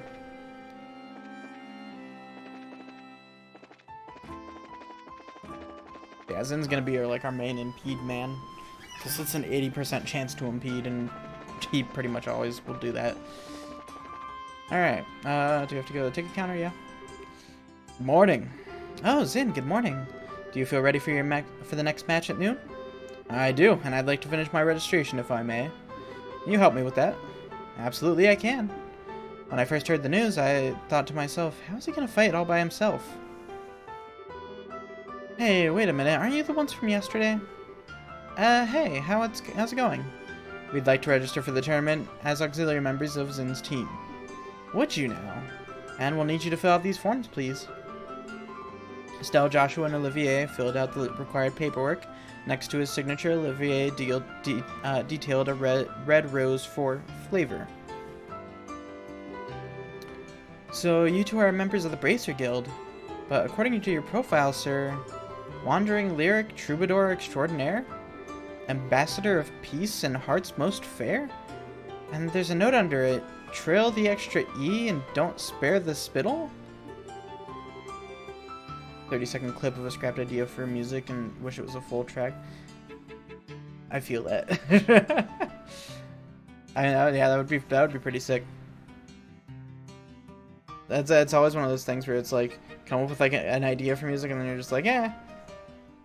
I want this to be a full thing, but also like, how? Hahaha, my dear, you need not bother with that postscript. Your diction sings. If you wish to know more, however, I'd be happy to teach you the proper reading, perhaps over tea. Yeah, that's enough of that. Thanks. You can just burn that application with fire. Not literally, of course. Thank you for your help. You're very welcome. I finalized your team registered for the tournament. I list Zin as team captain with 3 auxiliary members, Estelle, Joshua, and Olivier. Please remember that there can be no changes or substitutions. Understood. I mean, fucking toss it to me. I'll listen to it real quick. It's like 30 seconds. Fuck it. Feels like it's about to break loose, doesn't it? Oh yeah, do we know who our opponents are going to be? We have already determined the pairings, but to discourage wagering, we do not announce them until just before the match is to begin. You can guess your opponents just prior to the match, though, by taking note of who else is sharing your ready room. I already did. Okay, cool. I'll check that out in a sec. Ah, so opposing teams are kept in opposing rooms, I take it. That's correct. Here, this is for you and your teammates. Please show that to the staff before you enter the arena. And that should just about cover everything. Best of luck to you all. Knock 'em dead. Yeah. Yeah, no. I don't have it so I can hear it. Let me see. Hit me with this shit. I'll have to unmute Discord to actually play it. Current iteration. Okay. I'll listen to the first one first.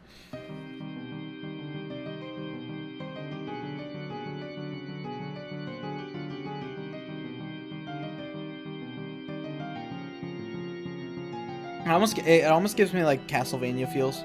That's probably just because of the organ.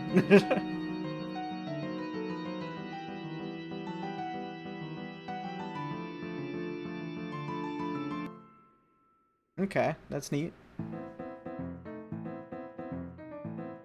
Ooh. Okay, I'm digging this. Ah, yeah.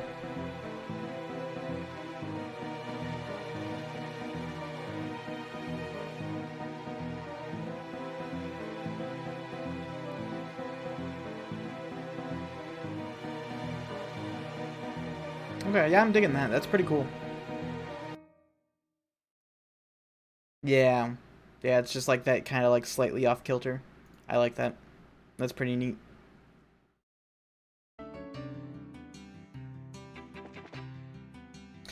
Alright, let's talk to this guy. Your card, please. I see. Part of the tournament, I see. Please note the tournament participants are asked to remain within... Oh, man. Carbonation is like hitting me with this thing. I hate it. Please note that tournament participants are asked to remain within the arena's walls until the end of the day's matches. You made all the necessary preparations for a day of hot action. Yeah. Excellent, excellent. Your waiting room is the blue team room, just inside the hall on the right. Fight well.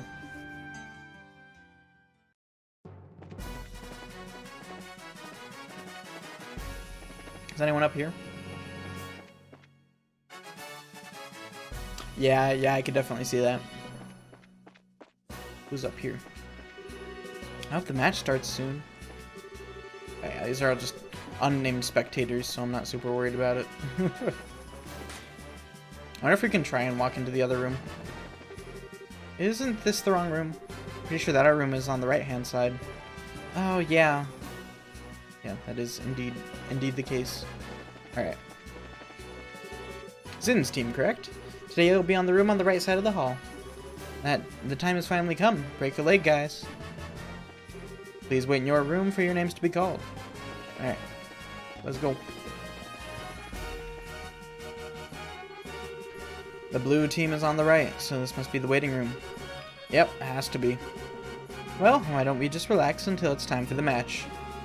Do you ever do anything other than relaxing? Look at you guys all calm and collected. It's you! I really gotta stop meeting like this. Too bad for you, huh? Who are you guys again? We're the Ravens. We had all of Ruan pissing their collective pants in fear of us. Don't tell us you forgot. Guys, I was kidding. I knew you guys were in Grantsville yesterday to watch your buddies fight in the preliminaries. And you're back again today to pick a fight with us. Didn't you hear your lesson from, didn't you learn your lesson the last time? Hee hee hee. Okay, that's just creepy. Are you planning to participate in the no-holds-barred matches? Huh? Hey, what's with the shocked look? You won the prelims and made it here fair and square. I don't remember you guys showing your faces before we made it halfway through either. Well, how do you like that? Not bad for amateurs. Must have been some special training, huh? Ugh. What the hell? Hey, do you figure for just another bunch of punks, but you've got some real spirit to you. Nice going. Well, it was nothing, really. Don't be taken in by that act. Anyway, you beat us before. We ain't gonna miss our chance to get back at you. Well, anytime you're ready. Though I guess not today if you guys are in the blue team room with us. Well, we're supposed to be on the other side, but you couldn't wait to confront your opponents, could you? Well, best of luck. May the better team win. Huh? Hey, let's get out of here. Yeah, the mood's all off now. Let's go get something to eat before the fight. Right. I'm not even concerned about NPC dialogue because of secrets like that. It's just because lore. Because there's a lot of really good hidden lore just in random NPC dialogue in these games. Well, what the hell? That's just rude. Did I say something wrong? No, not at all. You really are something else. Huh? Well, don't worry about that. I'm impressed she's so nonchalant about her own talents. Did I miss something? Don't worry about it. Come on, let's just get in the waiting room and wait for our match to start.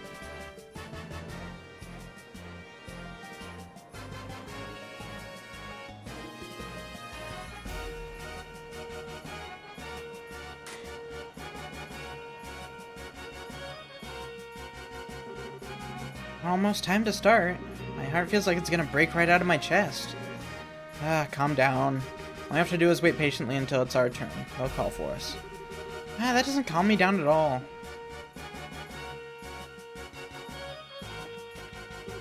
Hey champs, how are you feeling? A little nervous and kind of panicky, to be honest. If you get nervous, you'll start taking short, shallow breaths, and that's bad news. Force yourself to breathe slow and deep, and you'll find yourself feeling like a whole new person. Got it. Shallow breaths. I mean deep breaths, deep breaths. Wow, that actually helped, I think. Thanks, Kurt. No problem. Hey, Anubis.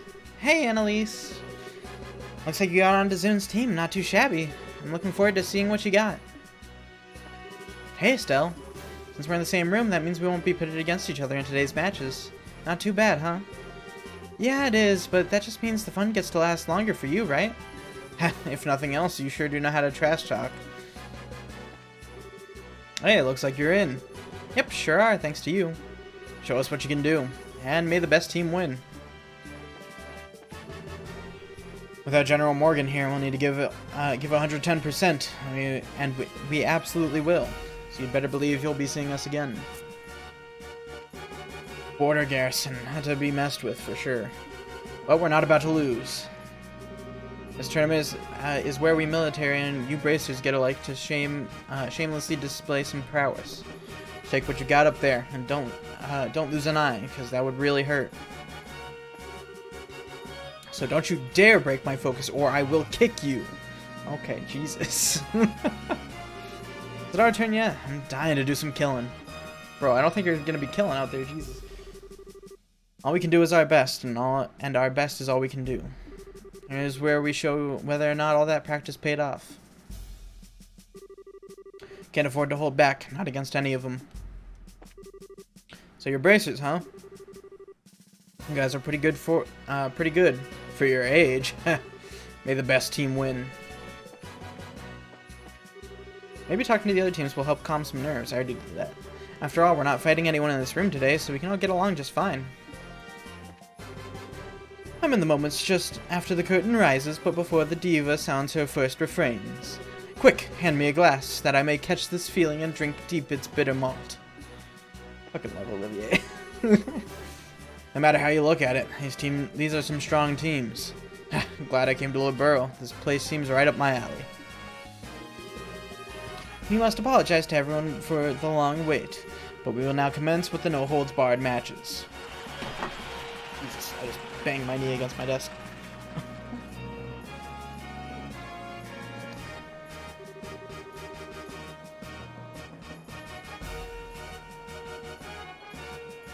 Without further ado, let's announce the fight card for the first bout.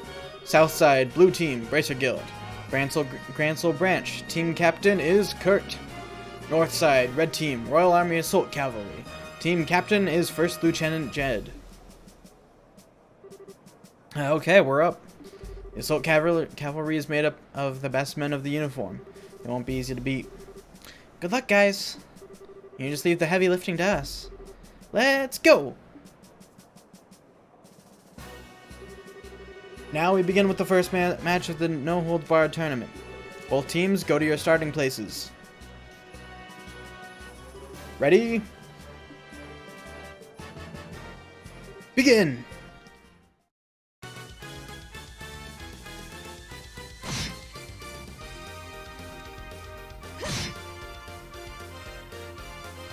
Alright, starting off with some normal attacks. Alright. Pretty decent. Some nice jabs, I see. Nothing too funky yet. Ooh. Karna's out there casting an art. Brand's coming in with an attack on the captain. Kurt's backing up for something. Ooh, that art just killed both of them. Damn.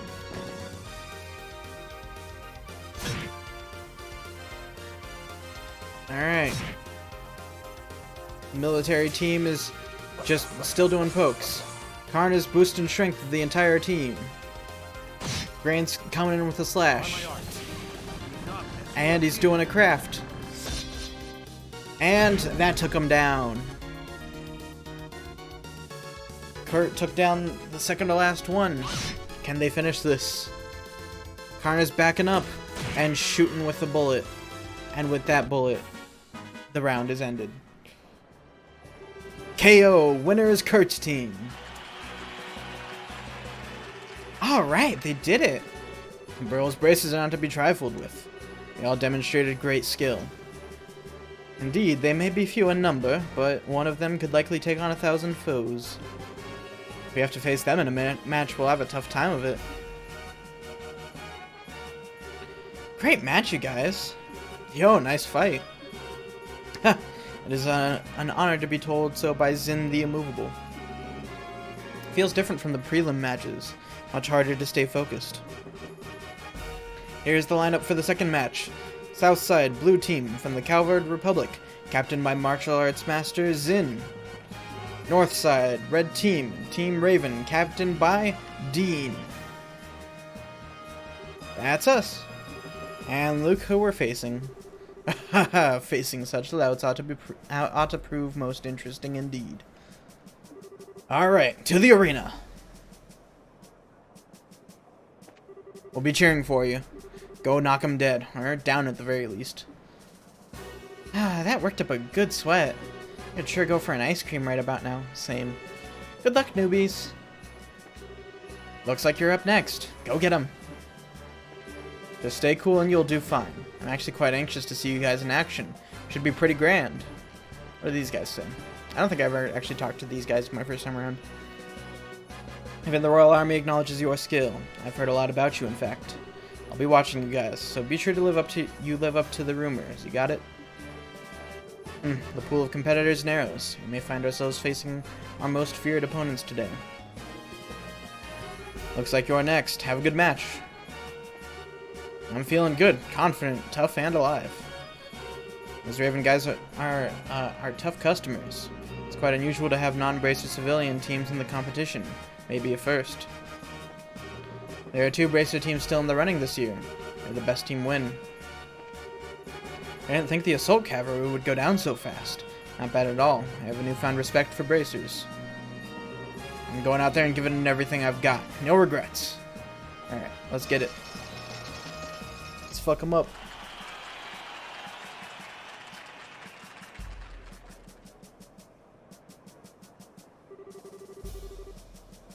Never thought we'd get a chance at revenge so soon. I guess the goddess smiles on everyone at least once. May have found our weaknesses before, but we've been through some insane training since then. Time to let you see the results. Ha, well, you've got spirit at least. Hope you're not expecting us to take it easy on you. Is it just me, or is Estelle a little livelier than usual? I'd almost call her attitude manly. If she hears you saying that, I'm not helping you. Alright, it's just about time. This begins the second no-holds-barred match of the competition. Both teams go to your starting places. Ready? Begin! Alright, let's do this. Alright, let's pump it up with a morale at the start. What's he got? Okay, that's healing. I could do that. That would actually be pretty good. Some nice starting damage on him. Okay, they're strengthening up their team. Okay. I see. Alright, here's what we'll do. Since he's got his strength up, I'm gonna Chaos Brand him. And then...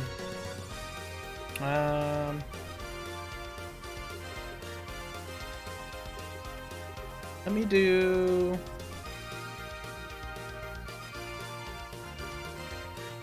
we'll do this with Zin. Boost his strength and defense, and then we'll do a taunt next round. Cool, the confuse worked. That's good.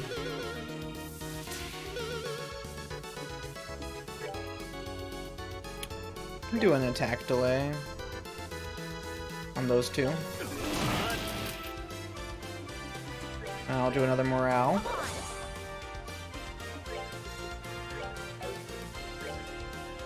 And then we'll do another Chaos Brand. We'll do it on that one. And then we'll taunt.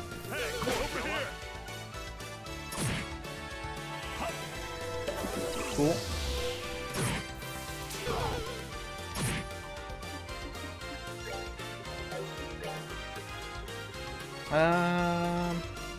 Do another Chaos Brand. Just Chaos Brand everyone. Who's got the most HP? He does. Okay. Do another morale. Let me see. Let him with a white Gehenna. Oh, damn, they sealed Zin. That's unfortunate. But honestly, not too bad. That's actually not sealed. That's... I forget. Passive... I don't even remember what the fucking name of the thing is.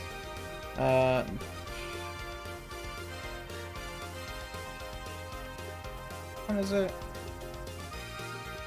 It's not Purge. Is it Seal? It might be Seal.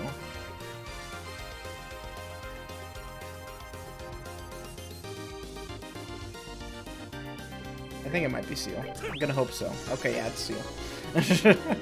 Could not remember the name of it for the life of me. Alright.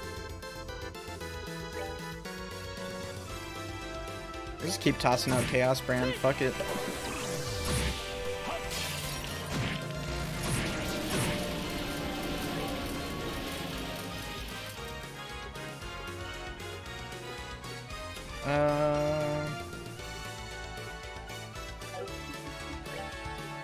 I'll just give him a punch.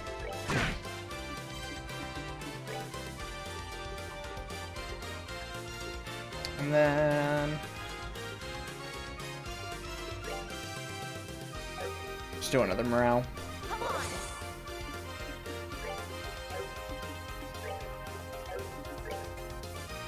Just keep slicing him.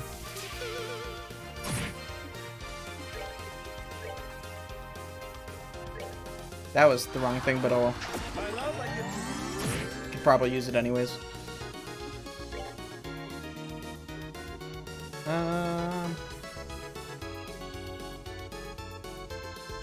Did I do much with that?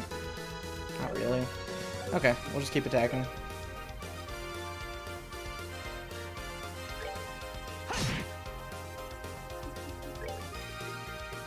I'm gonna try and get enough for Oral Blast on him. We're just gonna keep punching.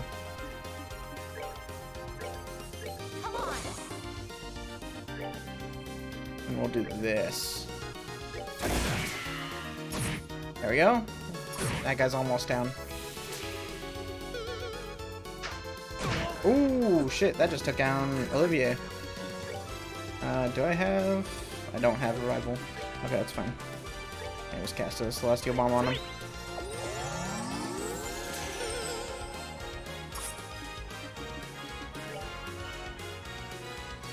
Boom. There we go. He's down. So, let me see. Who's got the most HP? That guy's got the least. So... and that guy's got the most. So we'll go here. We'll hit him. Missed, and then we'll Ice Break.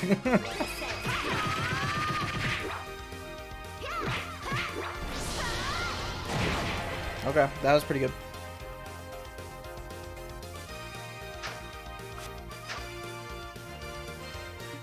This is the first actual, like, fight that we've had to worry about in this entire game, because just all of them up to this point haven't been that bad. Just because of NG+.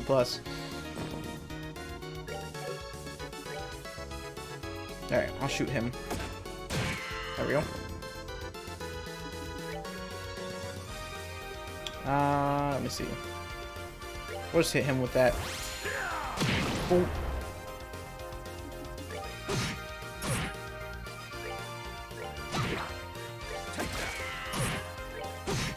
There we go. Alright, we're good to go. Cool.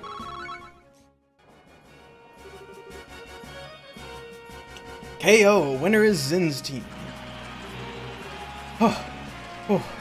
Damn it. Lost again. Oh, he's too damn tough.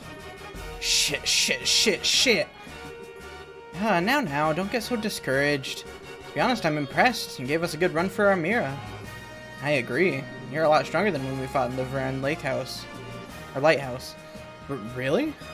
I don't really remember it too well. I wouldn't know, but it seems we all gave it all we had. I think we can all return to the waiting rooms with our heads held high. Haha, I never would have thought those delinquents would ever fight that hard for anything. Just goes to show you that change is the only constant in life. I watched the fight closely. It wasn't bad. Not bad at all. Thank you. I'd like to think that their change of heart is born of a desire to follow my shining moral example. Wow, you really think so? Would you quit with your bullshit? You don't even know their situation. You don't even really know who we're talking about. The moment one falls in love is as quick as infinity itself. You're not normal, are you? Here's the lineup for the third match. Southside, Blue Team. From the Royal Army's 3rd Regiment, captained by 1st Lieutenant Reel. Okay, that's our cue. Let's show them how it's done, people. Aye, aye, sir. North Side, Red Team. The Kapua family, aka the Sky Bandits, captained by Don Kapua. Huh? The Kapuas? That name rings a few bells. There they are. Ladies and gentlemen, we have a unique matchup for you next. Somewhat notorious, always in the news, they are the Kapua family, the Sky Bandits who terrorize the Bose region. Today they present themselves to you in a physical display of contrition, eager to fight in a fair and honest manner. In doing so, they help to atone for all the problems they've caused the kingdom's citizens. This wish to make amends is foremost in their hearts as they take to the field. And thanks to the sponsorship of Duke Dunan, they are here to show you that remorse. We hope you enjoy this shocking matchup in the first ever public apology in tournament history. You know, I somehow get the feeling that this new team play rule was enacted so that those criminals could participate. The Duke is certainly a generous man. This is no laughing matter. I kind of expected something crazy, but this is just... Can I have your attention, please? We now begin the third match of the No Holds Barred tournament. Both teams go to your starting places. Take your positions. Begin.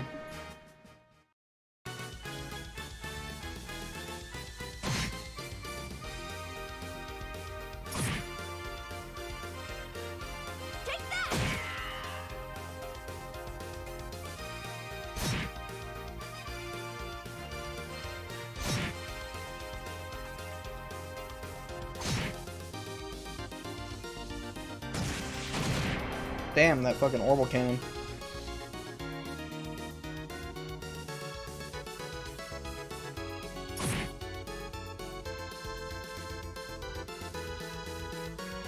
Kyle produced a bomb, oh no.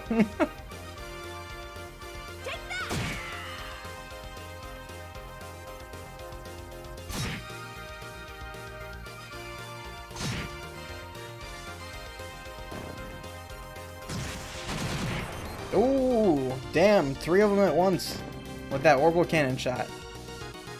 That was just the captain. Kyle's tossing the bomb. And that finished him.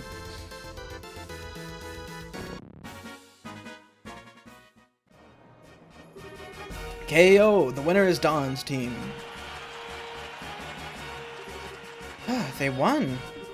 Well, they are pretty strong. But if worse comes to worse and they actually win the championship, then what? Would they actually invite pirates into the castle for a dinner party? Oh, to be a fly on the wall for that little soiree. I need to make sure that it doesn't come to that. Regardless, this means that we have a tough opponent to deal with. Damn it! I can't believe those thugs got the better of us. Well, don't get so depressed. They're used to fighting as a group, that's all. It's not their strength so much as our weakness. Which means we need to do some more training when we get back to our unit. Here's the lineup for the 4th match. Southside Blue Team. From the Border Garrison, 7th Regiment, captained by 1st Lieutenant Byrne. Looks like you're up. This is the last fight of the day, so you better make it count. Understood. We'll give them 12 kinds of hell, army style. Let's do this, people. Yes, sir. North Side, Red Team, from the Royal Army Intelligence Division, captained by 2nd Lieutenant Lawrence. Hey, it's them. Lieutenant Lawrence. Wasn't he the one who... We now begin the 4th match of the No-Holds-Barred tournament. Both teams go to your starting places.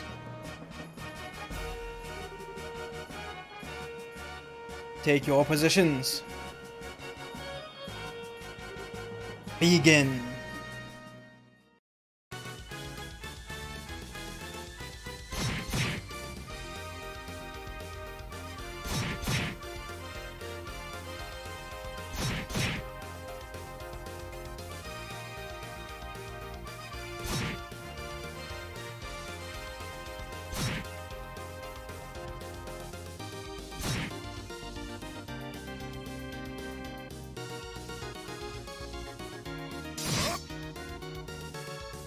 Damn, fucking just one hit. He's going again. It's going a 3rd time. Oh my god. I mean, it makes sense, but Jesus. Shadow weaving. Oh, neat. I actually didn't know that they had a skill of shadow weaving. That's a neat little detail. KO. The winner's team. The winner is Lawrence's team. Holy, that was a massacre. Ooh, impressive. Given that they were a man short in the prelims, I figured they'd have another join in. Guess they had an ace in the hole. Still, Joshua and I are also aces in that same hole. Then, since we too missed the preliminaries. Haha, perhaps that bodes well for us. The trick is to come late. That fighting style. Huh? Joshua, what's wrong? It can't be, but... Joshua? Joshua! Oh, I'm okay. No need to worry. I was just kind of taken aback at how good that guy's swordsmanship is. Really? I'm impressed. You've got a good eye, Joshua. And that concludes our first day of full contact matches. Today's winner were Kurt's team, Don team, Zin's team, and Lawrence's team. Who amongst them will be crowned the King of Fighters? Stay with us to find out.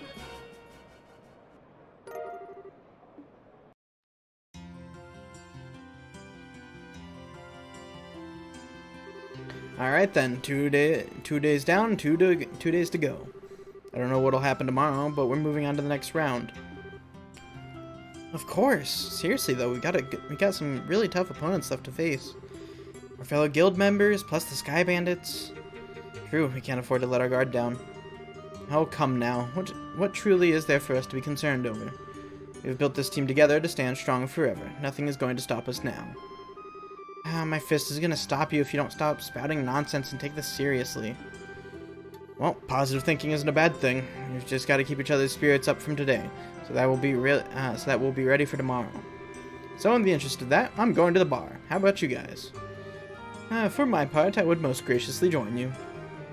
We should go report in at the guild. I might have some new info on our assignment. Yeah, maybe. Sorry, Zen. We'll have to take a rain check. Alright, goodbye for now, then. We'll meet up again tomorrow morning in the hotel lobby. Au revoir, my dear pussycats.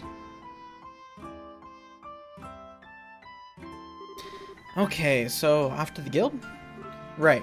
And it wouldn't hurt to try getting some information from around town, too. Like, what exactly? Check you two out. You got time just to stand around?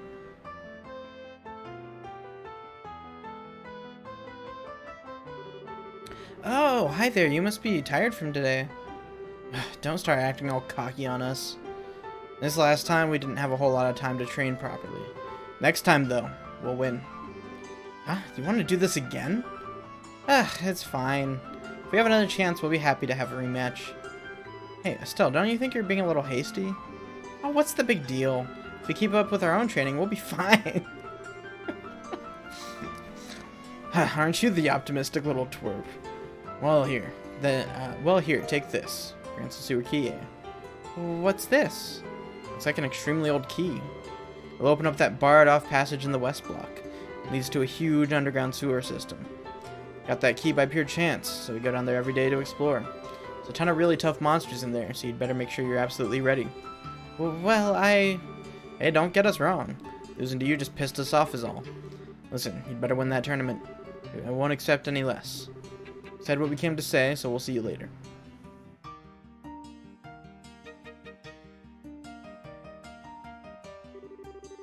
Okay, well, so what was all that about?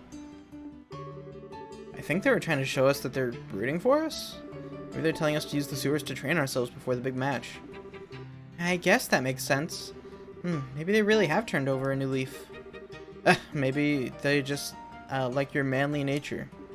After all, you're the most violent person I've ever met. Manly? Violent? What are you trying to say, Joshua?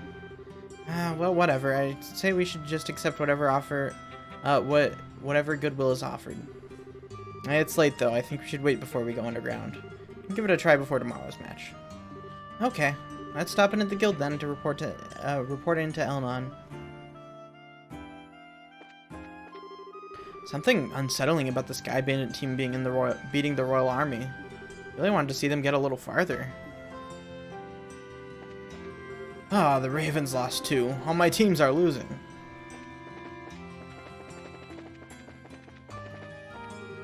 My buddy's got something on his mind again, man. He ain't gonna find purpose in life but just by scoring some work. Is this... Yeah, it's Anton and Ricky, hey! My favorite long-running duo in the Trail series. Can't fucking speak. Another day of doing nothing, gone like dust in the wind. I know everything will change if I can just find a good job, but where do I look?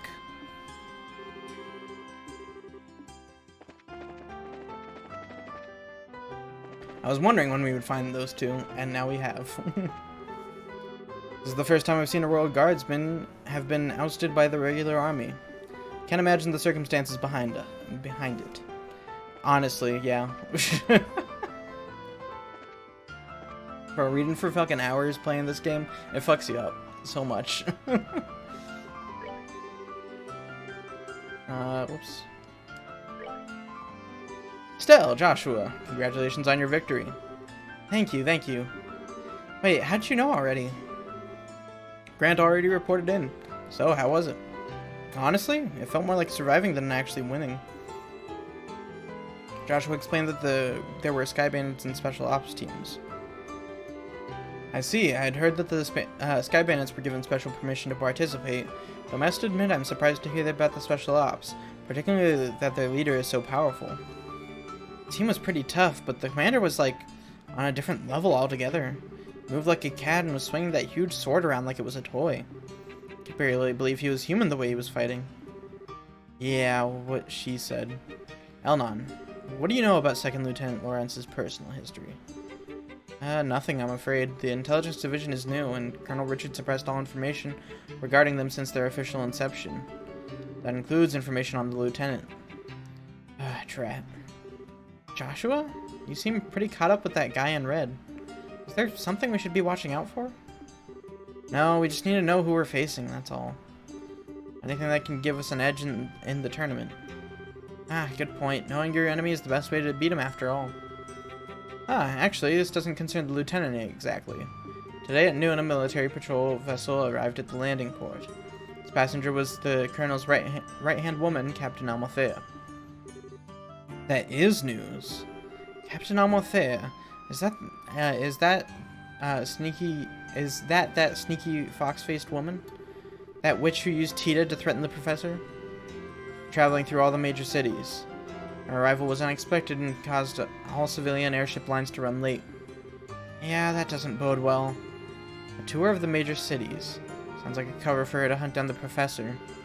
Got all branches investigating her trip very carefully. I'll let you know as soon as we learn anything. You two just focus on the tournament for now. You bet. Thanks so much for all your help. Okay. So, I guess we just... You know, let me stop in the bar. I want to check in on Zin and Olivier. Why, the night's festivities have only just begun. There are cells to go before we sleep. Where is he putting all that food? Does he have, like, a vortex in his belly? Estelle, Joshua! Whoa, you guys like a drink too? We're underage, you know. What was that? You guys don't want to drink? Grink? Grink. I said grink instead of drink. Well, this is just prime. I fucking love. Look, I love us. I love all these characters. That's it. I just love all these characters. Sin's great. Olivier's great. Stella and Joshua are great. That's all generally good. So you're finally back. You sure know how to keep a fellow waiting. Hey, I know that voice. Hey, Neil. Good to see you, Neil. How have you been? Don't tell me you came here just to see little old us. Okay, then, I won't tell you. I'm doing interviews with the local tourney contestants for my article. Figured you folks would be my best bet for getting the inside story. Was hoping you'd get a chance to ambush you two into an interview at the hotel. You're way too good at your job, you know that? Well, it's not that we're not glad to see you, but this is what you were talking about? This is you were talking about. What's your angle? Hunting for the next big story, I'll bet. You wound me too quick, to the quick, kid. I've been like a big brother to you, and you scratch my back, I scratch yours. And now you think of me as nothing but a news hound? We know you're nothing but a news hound. Not to mention the age difference is a little much for us to think of you as a brother. Oh, shut it. That's how you're gonna be, then I'm leaving, and you're coming with me. I wouldn't mind a little night here before bed. Good, we're halfway there then. This is a quaint little eatery right next door to where, there's this quaint little eatery right next door to where I work. It's a perfect place to sit and talk.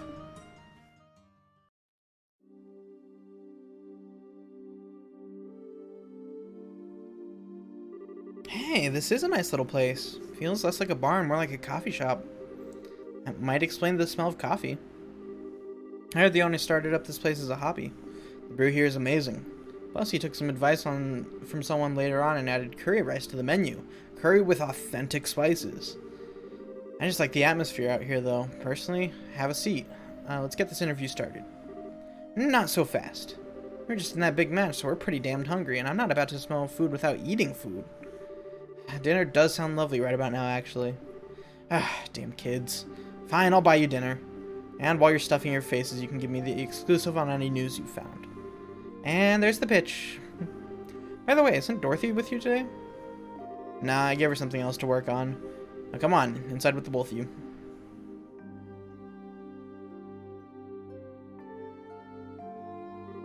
The food in here sure is spicy. Tasty, though. Nothing beats ribs covered in sauce with some potatoes that are cooked just right. I like a good cup of coffee after a meal myself. I've always heard it's difficult to make it well. Way to eat up a man's paycheck, you guys. I don't know how I'm supposed to afford all this on a reporter's salary. Now, it was a great meal, and great meals don't come cheap. Okay, now, you were saying something about an interview? I could write a story about extortion. Moving on, there ain't been much to confirm about that the Queen's really taken ill after the guardsmen went all terrorist. What I need is some clear info that hasn't been combed over and cleaned up by the army. I heard a little from Dorothy about the kidnapping in Zeiss. Look, let me get right to the point. I know you've got Colonel Richard, the proverbial tail. I just need to know how hard you're holding on. Way to be blunt there. Sounds like you've already figured out an awful lot. I knew he was crooked. Before that interview in our magazine bumped his popularity, he wasn't really well known or worth paying attention to. Seems like this guy has been planning his moves every step of the way. Right now we can't say for sure that he's planning some kind of treason against the throne, but it does seem like he's manipulating the Duke somehow. Duke Dunan. Taking advantage of the Queen's poor health and acting like he owns Grancel Castle, alright. But what I don't get is why none of the military bigwigs are making their move. Well, about that, what do you think, Joshua? Should we tell him? Well, we could definitely use some fresh intel ourselves. As long as he scratches our backs, let's scratch his. Hey, now, do you two know something? You two know something, don't you? We would have told you sooner, but anything we say from here on out has to be completely off the record. I hope you're ready for this. Ah, shit, I'm really not gonna like this, am I? But fine, say what you're gonna say.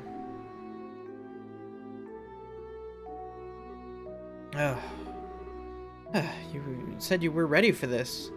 That's just no way. Are you really serious?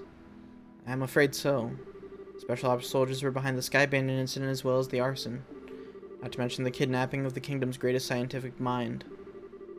General Morgan is at the top of the chain of command, and even he's basically under arrest. All the terrorist-style activities are being made out to look like the guardsmen are doing it, too. Okay, enough. You've made your point. Damn it all, I can't even report a word of this. The Army's censors have already have their stamp all over the latest issue. They did their work at the final printing stage. Really? And I'm left with nothing to cover except for this damn tournament. Hey, wait a minute. You two have something up your sleeves, don't you? That's why you're in the tournament. You could say that. Can't give you all the details on our current request. We do, however, think that we need to make a move, just to break the deadlock. You don't say. Alright then, since I can't do anything as a reporter, I might as well pitch in. See what I can dig up. I've got a few sources with fingers in places the guild would never go. That'll be a big help. Doing anything to oppose the military is going to be a risky proposition, you know. You sure you're okay with this? Let me deal with that. Now's as good a chance of any to prove that the pen really is mightier than the sword. Neil. Understood. Thank you. Yeah, just leave it to me. So, what do you want? More information on? So about the army's movements would be good. As with knowing whether or not all of the royal guardsmen have been arrested. And also where General Morgan is being held. Got it. All stuff that I've been thinking about too. I'll check them out. Anything else? Maybe some background info on someone in the intelligence division? Huh? Oh, you mean like a background check? On Colonel Richard, Captain Almothea, and 2nd Lieutenant Lawrence. If we have to face any of them, the more we know, the better our odds. If you know the enemy and know yourself, you need not fear the result of 100 battles. And you can bet that the Colonel's working on the same principle. He'll probably be watching the fights tomorrow and the next day. Do you think you can manage it, Neil? I do know a few army folks. Can't get you anything classified, but I might be able to scare up that profile info. Okay then, I'll see what I can do. Thank you, you're a lifesaver. We appreciate it. Hey, don't sweat it. You can pay me back by winning that championship and filling me in on what you hear at that dinner party. I figured as much. We'll do everything we can.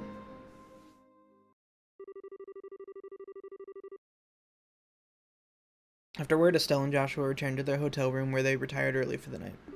The next morning...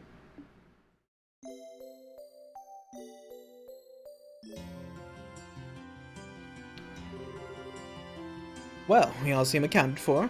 Shall we be off? Our match is in the afternoon, just like yesterday, so we're free to do as we please in the meantime. Let's stop by and get our equipment set up, and maybe even work in a little monster killing on the way. Oh, if that's what you're after, I know exactly where to go. Still told him about the key to the sewers that the Ravens had given her and Joshua. No say, that's mighty interesting. I hear there are some tough monsters down there, so they'll prove to be worthy opponents. Byzantine labyrinth snaking up beneath this jeweled city. My adventurer's bosom strains its corset strings. I have no problem with that, provided we have the time. I think the entrance is just at the edge of the Western Block's residential district.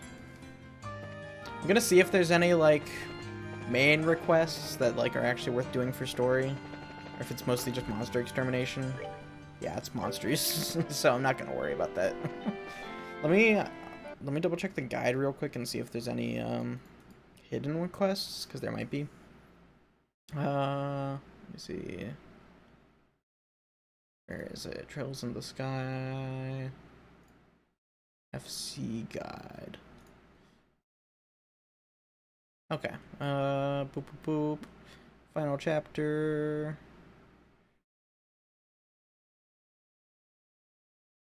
Okay.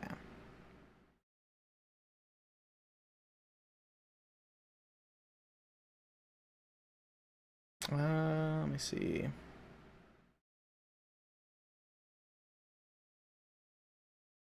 Might be too far ahead. I think I'm too far ahead. Okay. Where is it?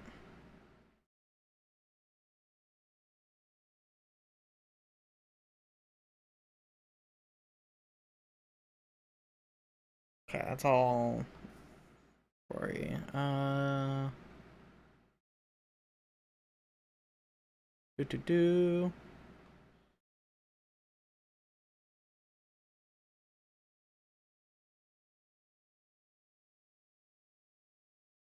Yeah, I need to scroll way up. I'm way too far down. Cancel. Okay, I think this is where it is. Bracer Guild. Yeah, Monster Extermination. So it's just that. Is there anything else?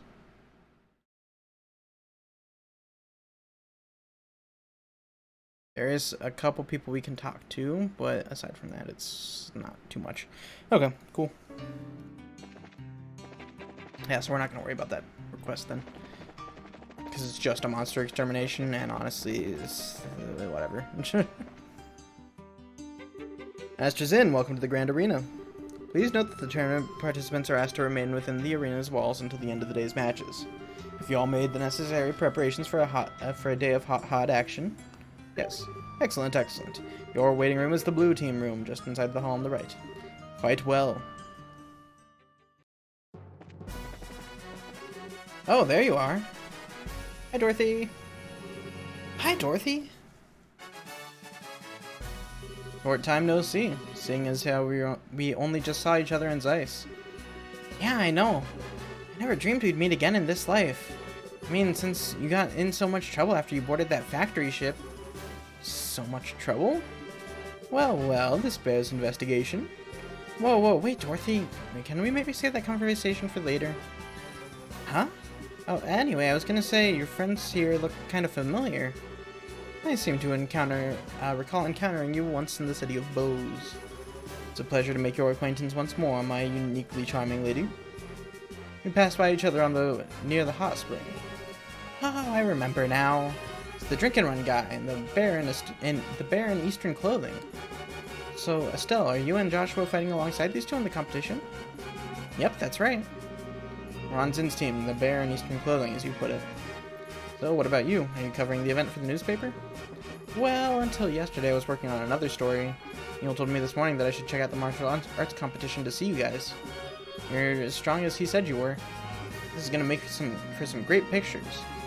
I hope so. Oh yeah, isn't Neil with you? Nah, I guess he had something important to check up on. I think he was up all night wrestling with a bunch of papers or something. Told me today that he was gonna talk to an old acquaintance. I see. Oh, and he wanted me to pass a message on to you. He wants you to come by the editorial department this evening. Whatever it is, he made it sound serious. Okay. We'll go after today's matches. Ah, serious conversation, my old nemesis. Well, don't let it get you down. Meow. Oh, would you stop? It doesn't even have anything to do with you. How very cruel, Estelle.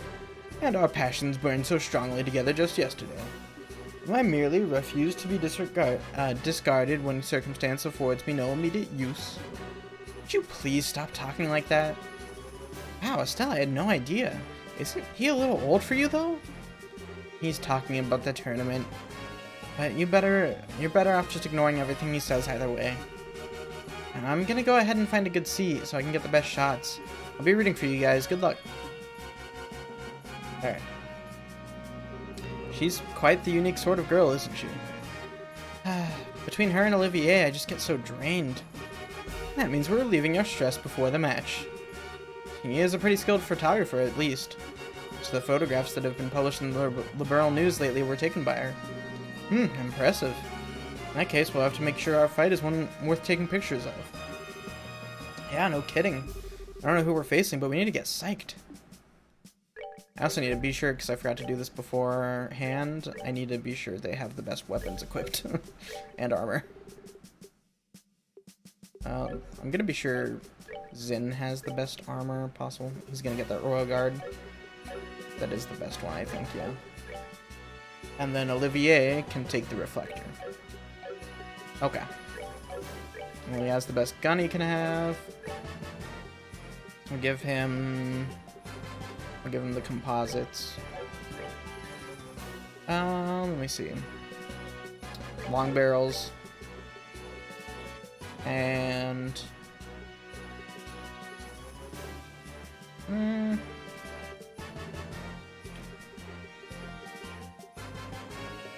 me see.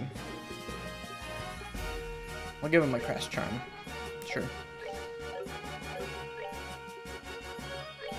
And he can get the Atlas gear and the Daedalus arm. Now he should be doing proper damage. He can take a Grail Locket, and that prevents all abnormal statuses except KO, so there's not much else we can do for him.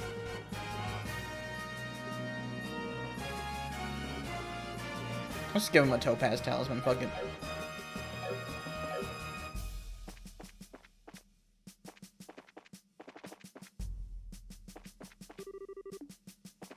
Alright. It shouldn't be hard to get good shots of you with these super awesome press seats. Gotta keep my camera at the ready. Alright, that's it. That's it from Dorothy. I wonder, can we go into this room? No, we can't. Can we go through here? No. Okay.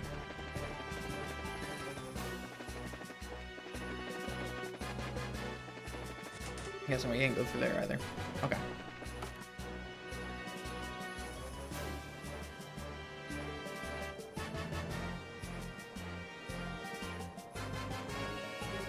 Ah, they're late. Match is due to start soon, so where's the other team? It's kind of strange. Maybe something's holding them up, or... Come on, get a move. We're moving. Quit rushing us, alright? Oh, why did things have to turn out like this? Come on, bro. Don't get all sad on us now. We need to keep our spirits up in case we end up fighting them today. Hi, Kapuas. You? So, it was your team? I should have known they wouldn't show up in a timely fashion. I guess we won't be fighting you lot today after all. Looks like you got lucky this time. I've been hoping we'd get matched up with you so we could give that she-man there a lesson. Oh, you did not. Hey, no idle chatter.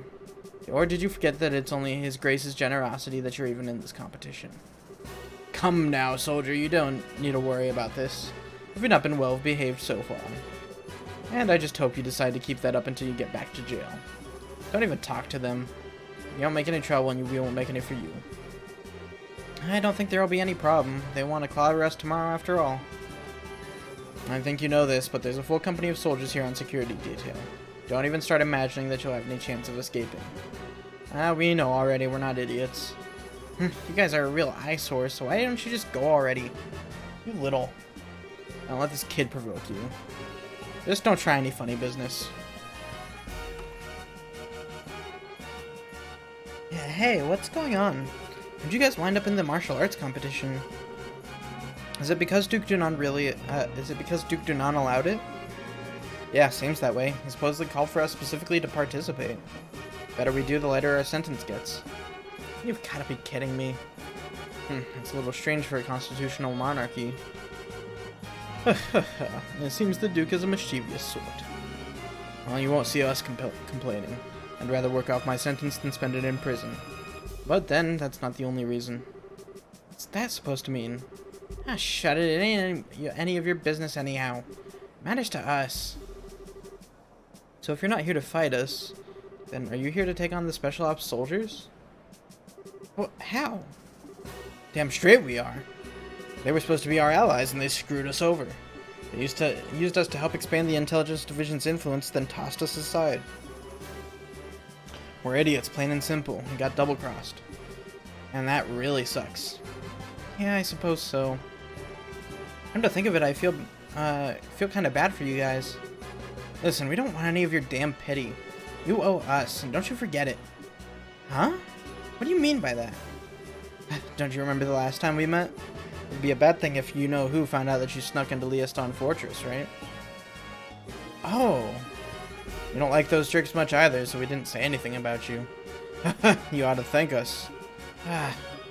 Indeed, thank you for keeping it to yourselves. Oh, this certainly sounds interesting.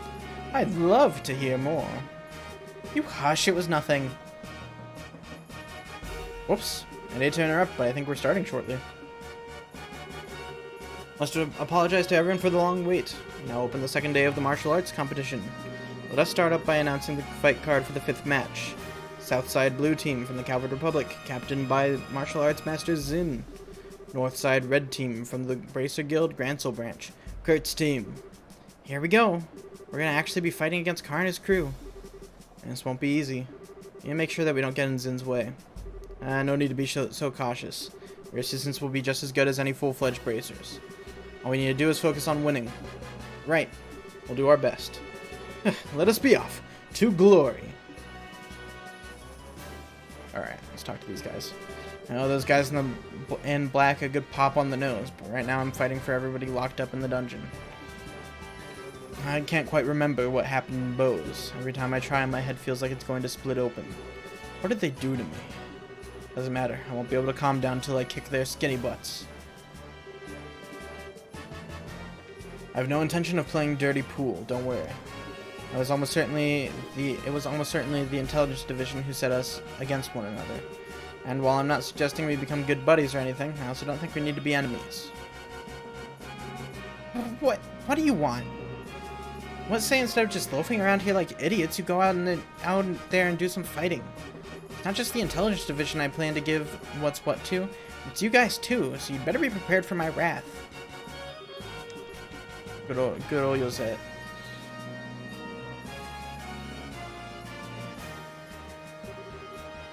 Hey guys, so you made it. Hi rookies. Haha, hi you two. Gave it as good as we got. It's in the immovable. I always wanted to go up against you at least once. What you say if my sword can match up to your skill? Haha, fine by me. But just to warn you, I'm not big on pulling my punches. I was hoping to win in the final round. Yes, we'll see who fate favors today. On one hand, you have an advanced group of veteran bracers. On the other hand, a talented group of novice bracers and one genius performing musician. I imagine even Idios herself might have difficulty at guessing the outcome. We now begin the 5th match of the no-holds-barred tournament. Both teams go to your starting places. Alright, let's fuck them up. Pick your positions. Begin! Alright, let's get it. Should actually probably focus down Kurt, because Kurt's gonna be difficult.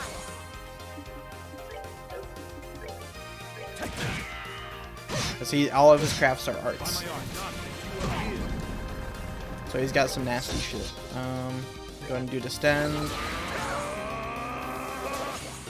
Okay, they're doing Motivate.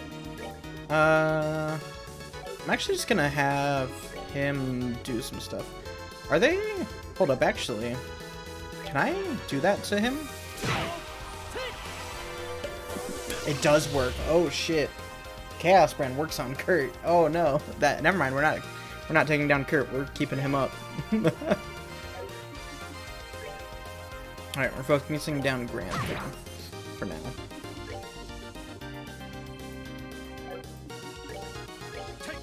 Whoops, that was the wrong person, but that's fine. Ooh. Okay, I should really,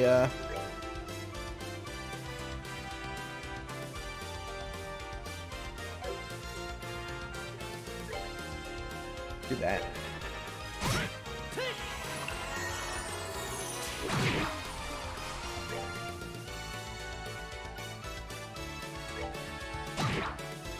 There we go.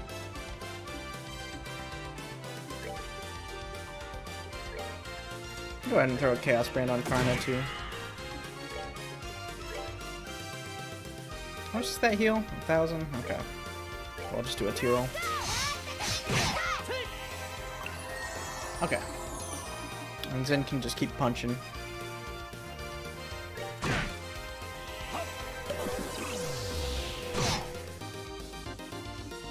Throwing the Chaos Brand down.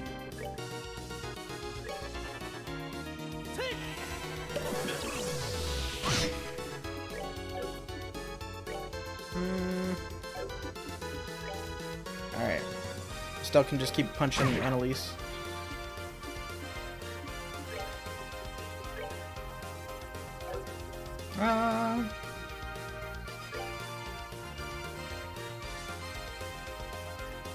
I don't know if that'll actually do much.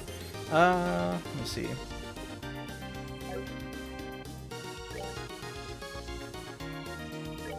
We'll do that.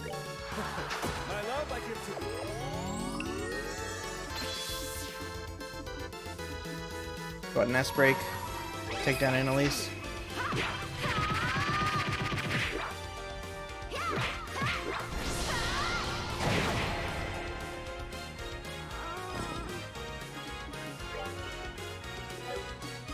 Sad that we don't have Thunder God kick with Zin. That would be super nice right now. Okay. So he's only got 1,000 left. I'll start taking down some of Kurt's health.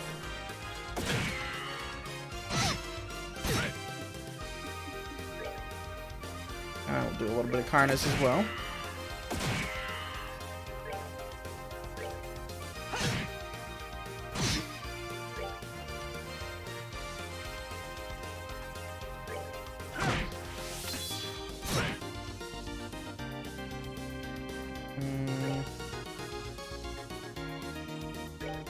Schmack.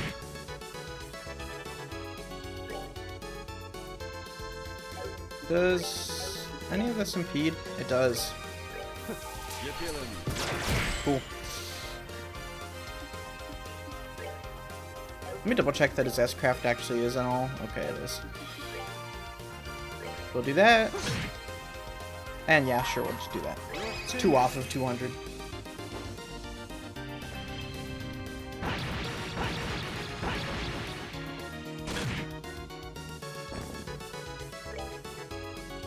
There we go. One last punch to her.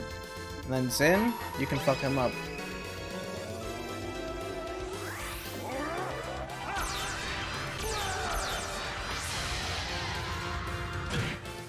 Nice. They messed with the wrong guy. KO. The winner is Zin's team. Oh, nicely done. I never thought that Zin the Immovable really was that capable. You guys were no slouches yourselves. I don't think I'd have won if not for the others backing me up. Did we win? Yeah, not sure how though. Don't be so modest. May have had Zin with you, but you each pulled your own weight. I knew fighting Sheriff's students was gonna be tough. I had no idea that the black-haired kid would be such a tough cookie. And I was thinking this girl was going to put me to sleep. Perhaps later we can discuss each other's strengths over a glass of wine. I'll give it a rest. Well, not bad at all. No kidding, that was a pretty exciting match. I suppose it wasn't too bad. Ha, why thank you. So, what's the deal? Why are you guys congratulating us? Got a fever or something? We were not congratulating you, you little punk. Just that it would be annoying to lose so easily to the group that drove us up a wall. Got a snappy comeback for everything, don't you? Oh, come on, Estelle. Thank you very much. I know lots happened between us, and you still cheered us on. We appreciate it. What? I'm trying to tell you that we're not cheering you on. Next up is the 6th match. Southside Blue Team, Sky Bandits, aka the Kapua family, captained by Don Kapua. Northside Red Team from the Royal Army's Intelligence Division, captained by 2nd Lieutenant Lawrence. Alright, it's finally time. Time to teach those sneaky assholes a lesson. Maybe this is how it was destined to play out. Our fingers are crossed for you. Good luck. Watch out for the commanding officer. Keep him pinned down and you'll have a fighting chance. Okay. I mean, just shut up. It's none of your business anyway. I'll check something real quick. Okay. Yo, little masked Avenger. I've been waiting for a chance to pay you back what I owe you. Yeah, we really ought to thank the Duke for this chance. Boop? What you booping? 'Cause same boop. Haha. What's so damn funny? We're orphans of the Kapua family, one of Erebonia's ruined noble families. We lost our territory to a corrupt merchant, and only survived by taking to air piracy. I was just thinking about what a touching story that is. What the hell? How do you know about that? Did you forget that we're part of the Intelligence Division? You'd be better off abandoning your little quest for revenge and just serving your time quietly. It does seem that you're trying to go straight, at least. You what? Sure do love to run your mouth, don't you? Time for you to taste a few orbital-powered bullets. We now begin the sixth match of the no-holds-barred tournament. Both teams go to your starting places. Take your positions. Begin.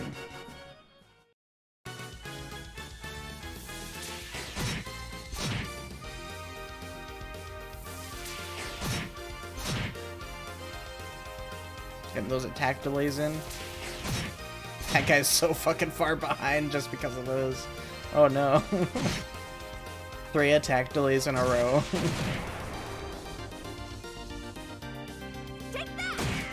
Alright, Josette's getting it.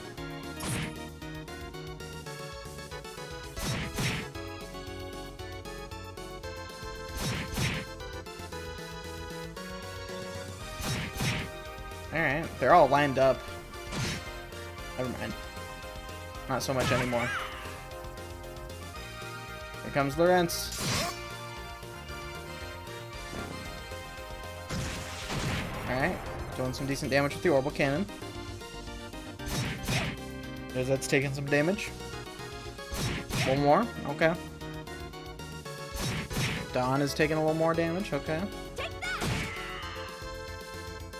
Getting off their shots, they're not doing too bad. Dawn's firing off another rocket. Oh, hitting the attack delay on, I forgot his name. On one of them. And on Josette as well.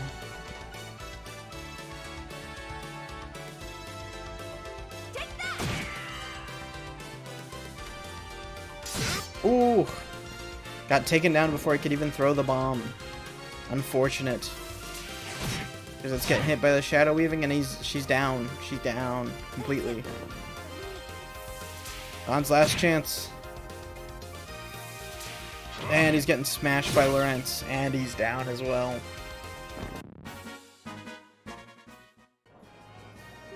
KO, winner is Lawrence's team. Ah, man, they lost. They were doing pretty well at first. It all fell apart when that fellow in red started in on them, though. Definitely not an opponent to be trifled with. I don't think he was even trying as hard as he could. I can't get a decent read on his real strength. Please tell me you're joking. No, I think it's the truth. That last technique just didn't feel like it was even at all that focused. Still got plenty we haven't seen yet. That's just crazy.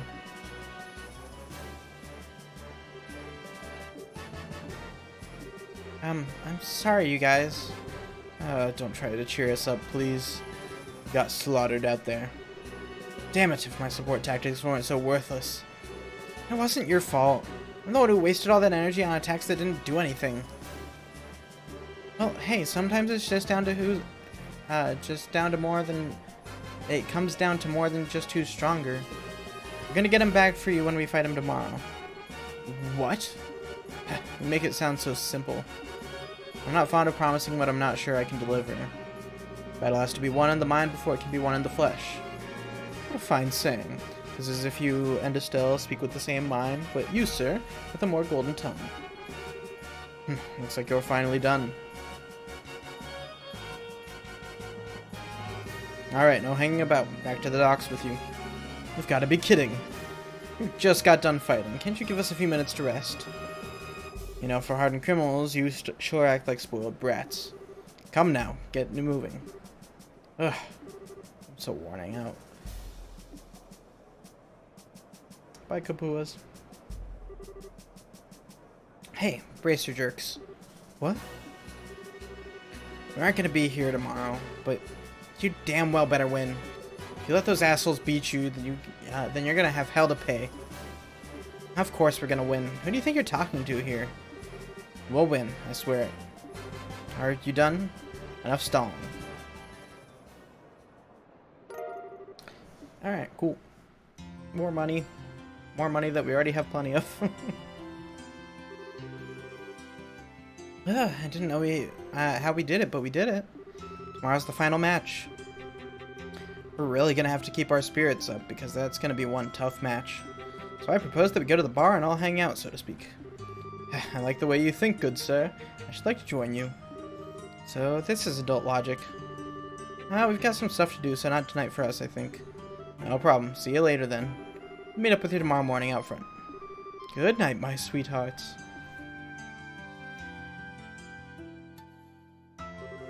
Now, let's see. I'll bet Neil's waiting for us, so why don't we go to the Liberal News Service and see what he has to say. Yeah. Hopefully he's managed to learn something about those Intelligence Division members. Also, can I just say, like, it's a neat little touch that for this basically whole last chapter, the party's made up of people from Liberal, Calvard, and Erebonia.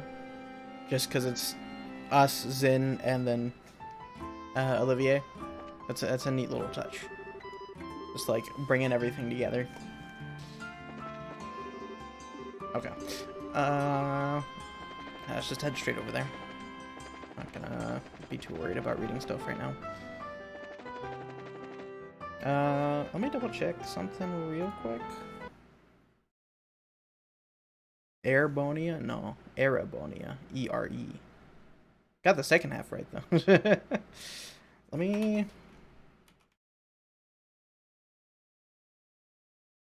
Okay.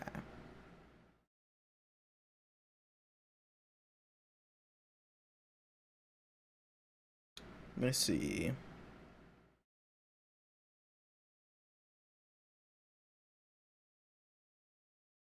What part are we at?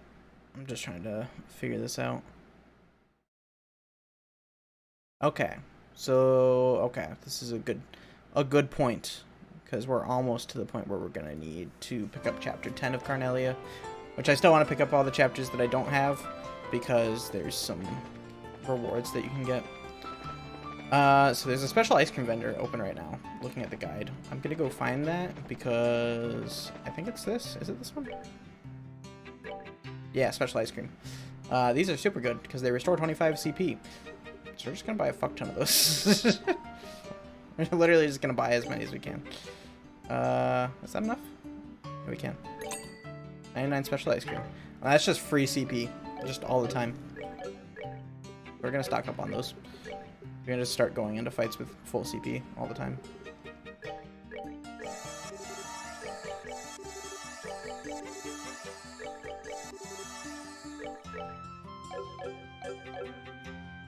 Does it show how much CP we have? CP 177. Okay. So one more on Estelle. Like 5 on Joshua. On 2. No, that's not 5. I'm dumb. Still one more on Estelle.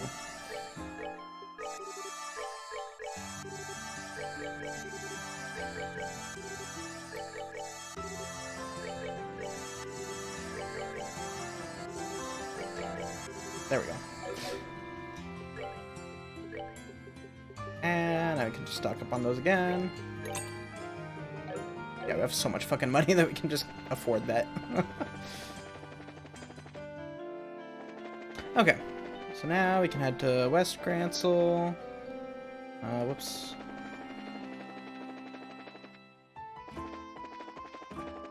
And we go upstairs. Hey, Neil. Pardon us? Hey, you're here. Amazing. Dorothy actually got the message to you guys and didn't screw it up. Well, miracles never cease. So, I hear you won your match today. Dorothy was in an absurdly cheerful mood when she got back from it. Haha, cool. Neil, about what we discussed earlier. Straight to business, I see. Take a look. Got some background on those big shots. Neil held out a black file folder. Is this from the Royal Army? Yep, nothing super secret, but I was able to get out some documents. Let's just say they're on loan from some Army contacts. But keep that under your hat, okay? Absolutely. Well, let's go ahead and read it here. Estelle and Joshua opened the black folder.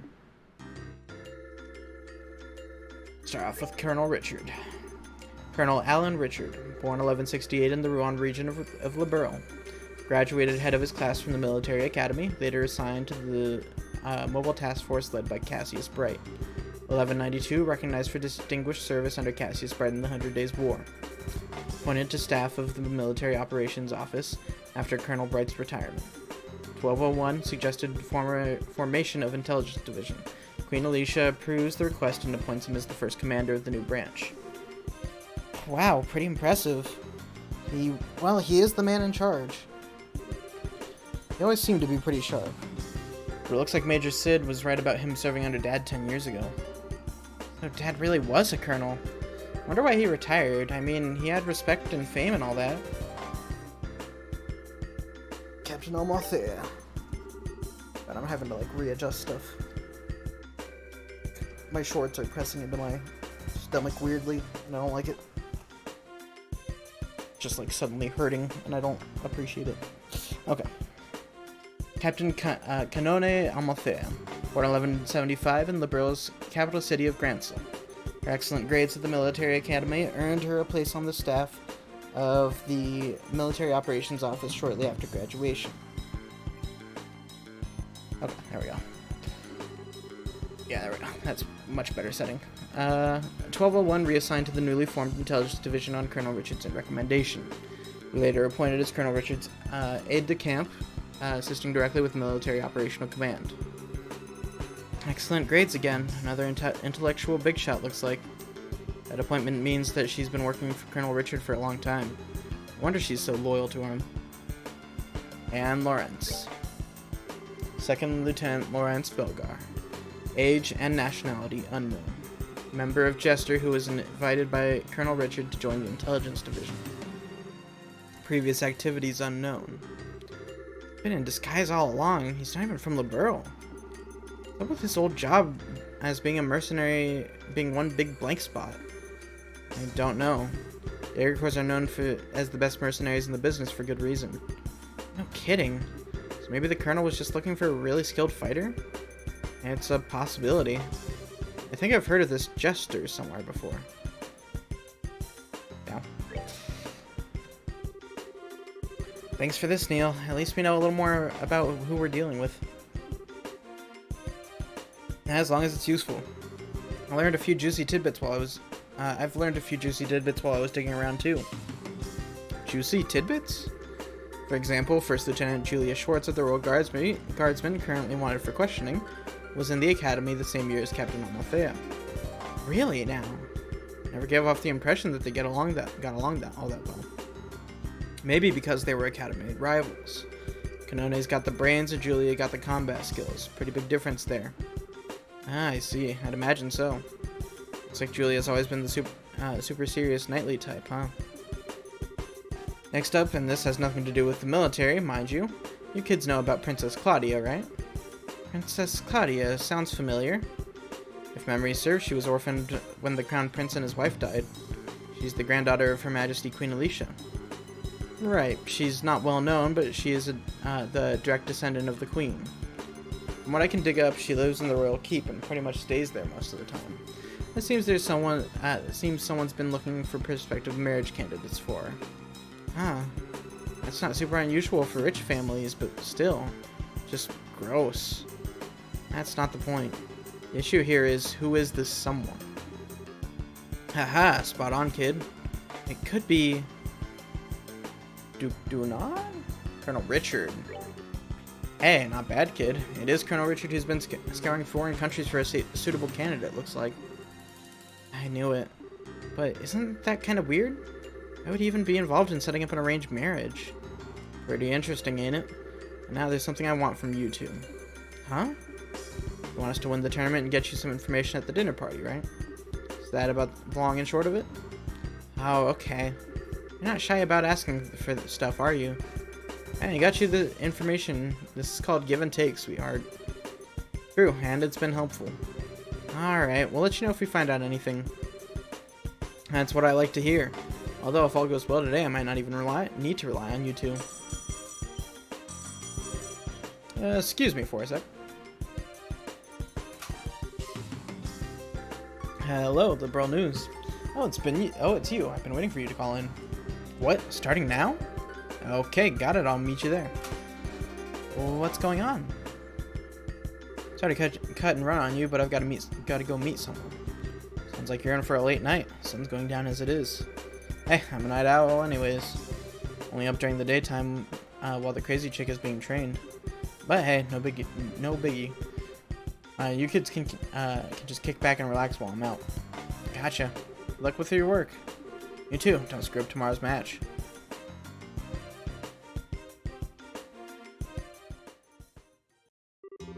Well then, what should we do now? I guess we should stop by the guild and then go back to the hotel. We had to report in the info that Neil got for us. He dead? Nah, he's fine. He's just meeting up with someone. He might die. I won't make any promises. He doesn't die. I'll just say that he doesn't. We gotta report the info that Neil got for us. Fine by me. Hell yeah, let's go. What's your business here? Been ordered to keep a strict eye on the employees here.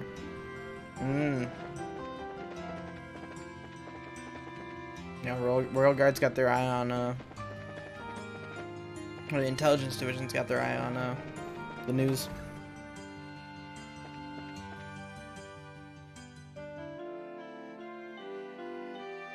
I mean, that's fair.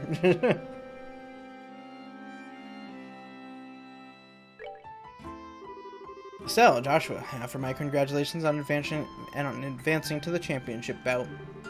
It's a shame to hear of Kurt's loss, but I hear it was a very good match. Yeah, it was pretty intense. I wouldn't go patting us on the back just yet, though. We weren't better than Kurt, not by a selge. True, we just got lucky. We had Zen along with Olivier's guns and magic to cover for our mistakes. The only reason we've made it this far as we have. You two are very humble, a rare quality these days. By the way, have you learned any more information?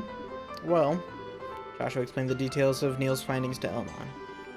So, Second Lieutenant Lorenz is part of a Jaeger Corps. Or more specifically, the Jaeger Corps known as Jester.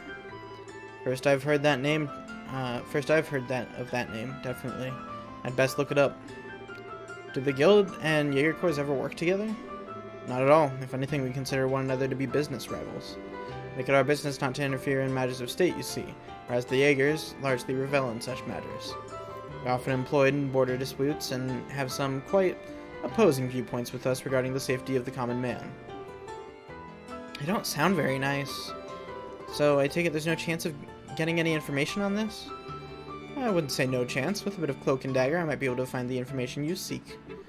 It would take several days to gather the necessary intel. However, so you wouldn't have it before the championship. Is that all right? Championship. This has nothing to do with the competition, so yeah, if you'd please. Thank you, Elnon. Also, regarding the Colonel's hunt for Princess Claudia's future husband, we've uncovered a few morsels of information which may have some connection. Okay. A member of the Imperial royal family will be arriving in Gransel during the Queen's birthday celebration. We don't have their name, but we do know this is the first time someone from the family has come to Liberl since the war 10 years ago. So this is a fairly significant news. I see. You're right that it does seem connected with the talk of Princess Claudia's marriage. I don't actually know a thing about the Imperial royal family. I mean, the only Imperial I've ever even met is Olivier. The princess has just celebrated the princess has just celebrated her 16th birthday. Seems much too early for her to be married. I suspect there may be politics at work here. Oh, 16? Jeez, we're only 16 ourselves. It's the appropriate age for a young lady to make her debut into high society. But unless we've reverted to a much more repressed time, it is much too soon for marriage. Indeed, as I've said, I suspect there is a political motive to push for wedlock. Jesus. And finding that motive will no doubt prove to be a most valuable endeavor. Gotcha. If we can earn that invite to the castle, we'd be able to investigate much more easily. And we'd need to secure a win in tomorrow's championship. As dangerous as this may be, I've got something for you. Here. What the heck is this to? Sewers. We always kept a few on hand at the Capital Branch. Never know when they might come in handy. Someone should open one of the access gates near the Grand Arena. There's some pretty strong monsters living down there, so I figured it might make for a suitable training ground. Bring it. Could totally use the warm-up. Thank you, Elnon. I'm just doing my job. Make sure you don't head down there without some backup, though. It's just the two of you, you're toast. No problem there. We'll head on down with Zin and Olivier after we meet up with them tomorrow.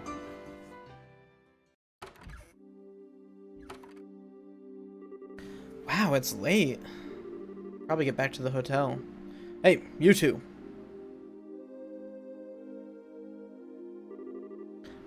Oh, what's going on? We're on patrol. Nighttime patrols have been increased as part of the counter-terrorism measures. So it's best to avoid going out after 9 o'clock if at all possible. You two should go on home. Do you think that's a little obnoxious? What if you need to go out after 9 o'clock? It's the higher-ups who make the decisions, miss. Sorry to cause any trouble, but everyone has to abide by the rules. By the way, where is it that you two live? We're staying at the hotel in the North Block. We'll be there for the duration of the martial arts competition. Hold on a sec. I could swear I've seen you two somewhere before. Hey, these kids are into the tournament. No, now that you mention it. Oh, were you guys in the audience? Well, we were on security detail. That match today was pretty incredible. Tomorrow's the championship, no? We'll escort you to the hotel so you can rest up for your big fight. Very well, we accept. Thanks for escorting us. We appreciate it. You've got to be kidding, we're big fans of yours. We're all in the same army, but I don't know. Those special ops types just rub me the wrong way for some reason. No kidding, I just don't get what goes through their heads. Don't you think talking like that is a little disrespectful of Colonel Richard, though? That's why we're putting so much faith in your participation. Good luck with tomorrow's match. Thank you too. We'll do everything we can.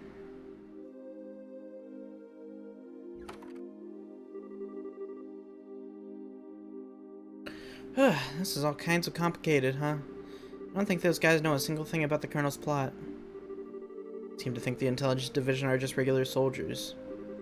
Whatever info comes down the chain of command, they accept as truth. They did too. The CIA knows true. Well, I'd hate to make enemies of them since they're rooting for us and all.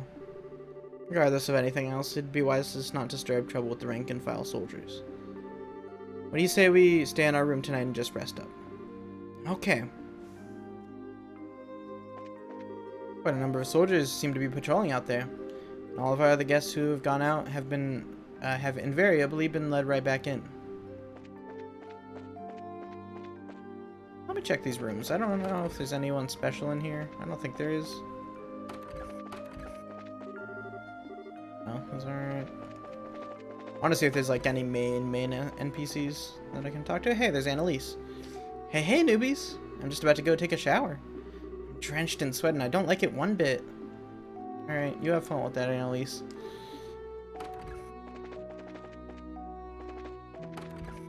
Should get some rest for tomorrow's match. Keeping yourselves fit and ready for anything is an important part of being a bracer. Randoms. That's our room. Anyone in here? No. Okay. Let's go. Hey. I know what that was. Huh? Did you just hear something? Be on alert when we go inside. And be ready for a fight if things don't look right. Huh? I think we've got a trespasser. Might be explosives set, so be careful. Wait, you're kidding, right? I need you to do exactly what I tell you, no questions. If you'd rather stay out here, that's fine with me. No way! I'm fine, let's go inside. Alright. Oh. Looks like he got away. That's strange, I don't get the sense that anyone's been in here. Or does it feel like there are any traps set? Seriously, you tell that kind of thing? I guess this is all that was left behind. What, a letter? Joshua broke the seal on the letter. Tonight, at the stroke of 10, come to the cathedral. Please tell no one of this. And that's it? What cathedral? That huge church over in the West Block? It's already almost 10 o'clock now. Well, it sure sounds suspicious, but nothing ventured, nothing gained. What do you think? Should we go for it? Absolutely not. What was that for? I'm sorry, I didn't mean to yell. Look, didn't those soldiers just say that they were going to reinforce tonight's patrols? I can bet they'll be keeping a close watch on the West Block too. Oh, right. Still, I hate to just pretend we never got it. I'll go by myself then. Huh? It's easier for one person to stay hidden than two. Shouldn't have any real trouble getting to the cathedral unnoticed. Listen, if all I'm doing is scoping out the situation, I can handle it on my own. I just need you to stay here. Hey. Huh? I'm no less of a bracer than you are. I can handle myself, and I won't slow you down. Silver Tongue's not going to work on me this time. Estelle, that's not what I meant. I know it's not that you don't trust me. I can tell you're worried about me, or more that you're worried for me. What are you not telling me? Can you tell that I'm keeping something from you? I'm closer to you than just about anyone, Joshua. There's nothing you can keep from me. Not for very long, anyway. Rest. Huh? Alright, if you want to come with me, I won't try and stop you. It's almost 10 now, though, so we have to hurry. Okay. But I want you to promise me something. If anything goes wrong, you do exactly as I tell you. One wrong move could be fatal. Okay, I promise. Let's get a move on, then. That window's open, too. It's a touch. What happens if we go into their rooms now? Was I seeing things? Or did something just flash past the window? Okay, cool. What was this room? This one was just them, yeah. Okay. So Annalise is downstairs? This was, yeah. Hey, newbies. Okay, that's just the same. Streets were really quiet today. With the championship tomorrow, I thought things would be more, you know, lively.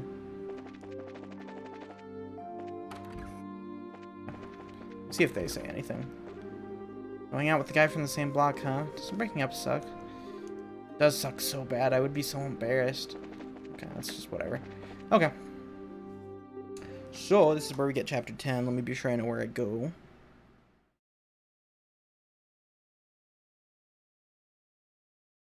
Okay, so I have to go onto the airship. That's gonna be a trek. Oh.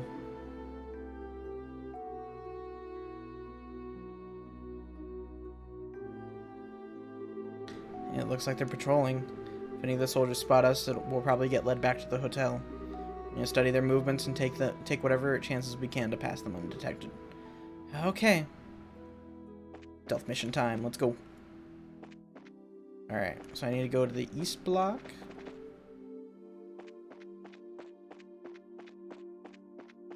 I appreciate the fact that they zoom out the camera here, too. Okay. Yeah, we head up through the landing port. Doesn't look like there's anyone here. Oh, shit, this is just the Arcel. Oh, that's a neat touch. They just have the Arcel parked here. Hi, Ralph. Crap, I've been found out. Gotta get good seats for the finals tomorrow. I promised my wife I would. Gonna camp out at the arena, but the guards sent me home. I was planning on sneaking my way back and hiding. Please, you guys. Here, I'll give you this book if you just keep quiet about me.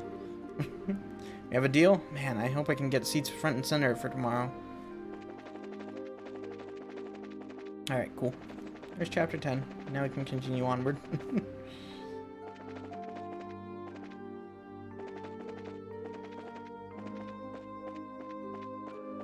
Ah, shit. I didn't see him.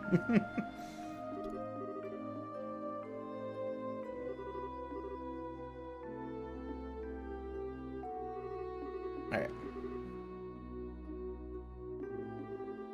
Yeah. I don't need tutorial. We're fine. Okay. So That guy's stationary. Those guys are all stationary. That guy moves. So we'll go behind him. Alright. God damn it. I didn't see. And not turbo mode. That's fucking me up. Okay. We'll follow behind this guy.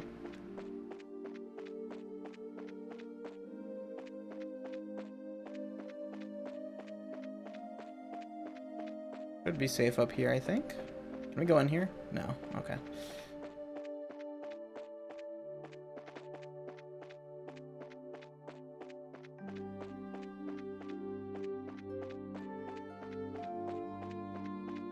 Alright. Cool. Gotta go this way. All right. Woo! Behind that guy. Okay, cross a quack. What the fuck did I just even say? Cross a quack. Across. Jesus. What even are words? I don't even know.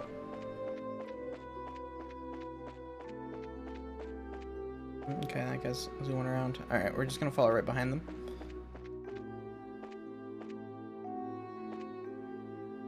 Damn it, I got too close. Okay. Almost got it. We're almost there.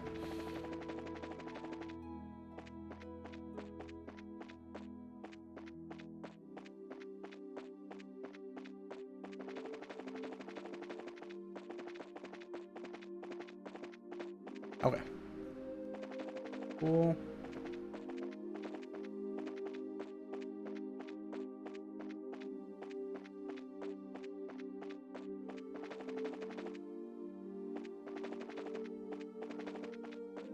Pretty big gap in them there, so I'm gonna go walk around.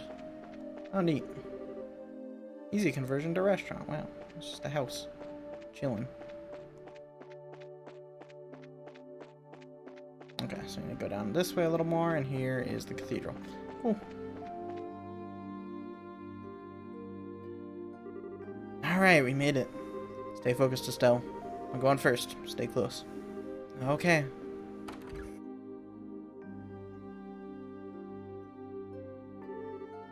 I'm sorry, Estelle. I guess I misunderstood. Huh? You came after all.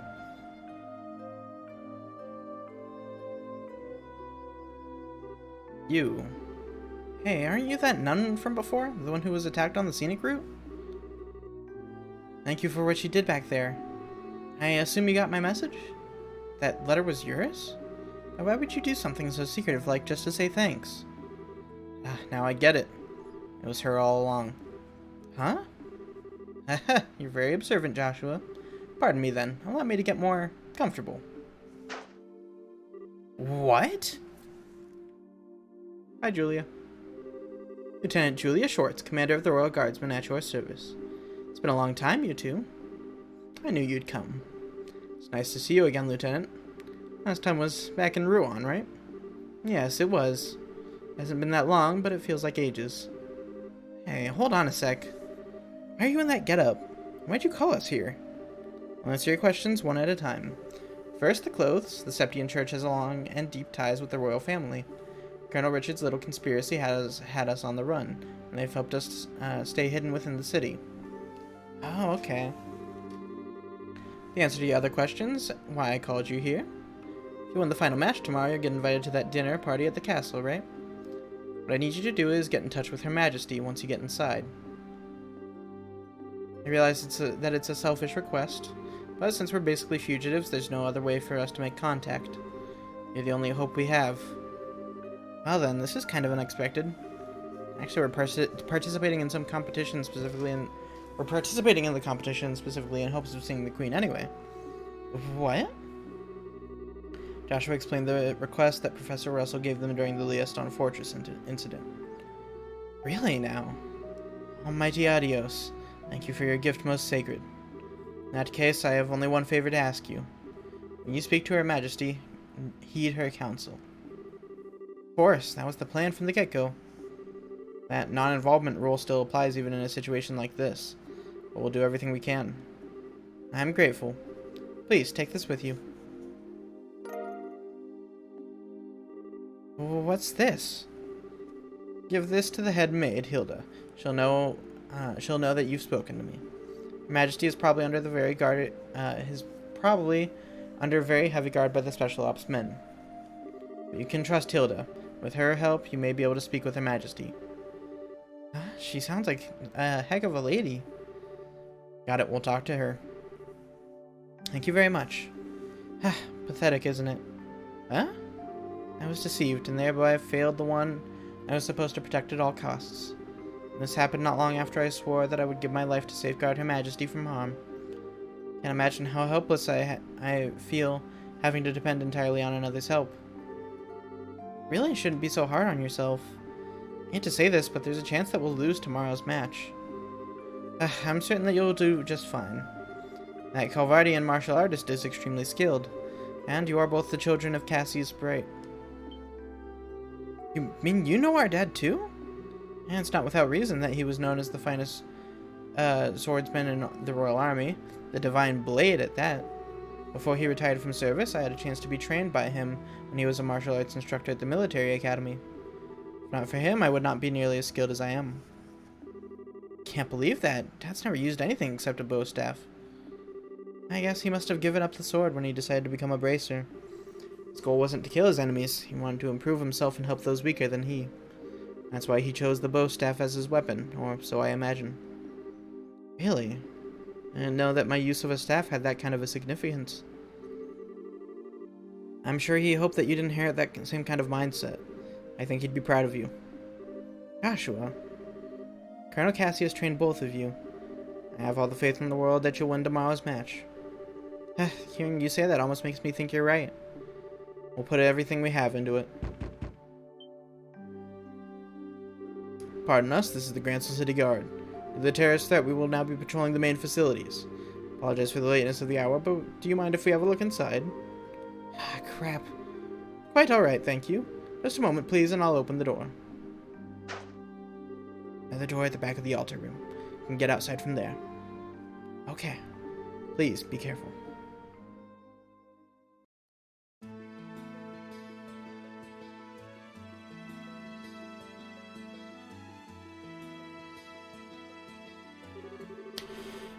Well, we managed to avoid all the patrols so far. Doesn't look like there are any soldiers this way.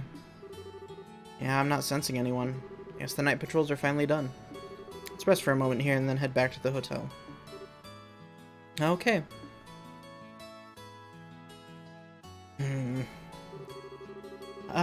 So much is going on, it's trying to give me a headache.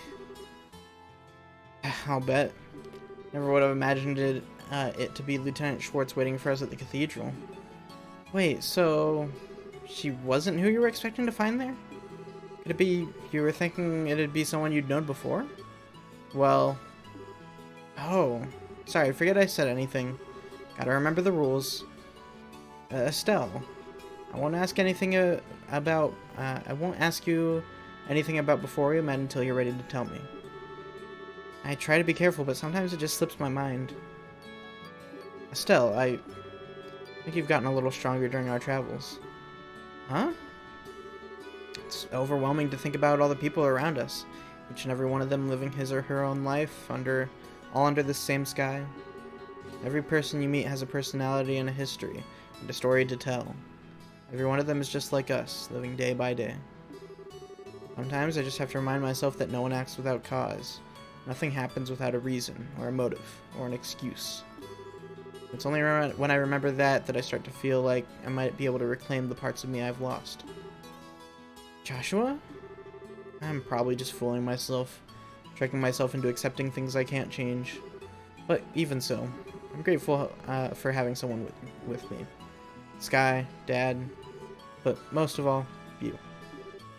Joshua? So, I promise. Once this whole matter is settled, and if Dad comes back safely, I'll tell you everything there is to know about my past. Oh, really? Really. The stars as my witness. Okay then, we have ourselves a deal. Estelle? All my gloom's gone fluttering away. Because once you've told me what you've got to tell me, then I'll tell you what I've got to tell you. What? Oh, wait, is this about that thing you've had on your mind? Yep. Gonna have to psych myself up for it. Psych yourself up? Is it really something so dramatic? I mean, if it's that important, I really don't mind hearing about it now. Absolutely not. It's a delicate matter, and timing is crucial. Though I guess the situation does feel kinda right, but still, no dice, not yet. I don't get you sometimes, Estelle. I swear, you seem like you're ready to take on anything now. All because we got a big talk planned. It makes no sense. Of course I'm ready. Ain't no way I'm letting those guys keep me from this talk. I'm gonna show those special ops types how a touch of girl power can ruin their whole day. Ruin their... You really are your father's daughter. What's that supposed to mean? Hey, you better not be comparing me to a middle-aged man. Ah, yeah, I guess you're right. Somehow I think we're gonna do just fine tomorrow.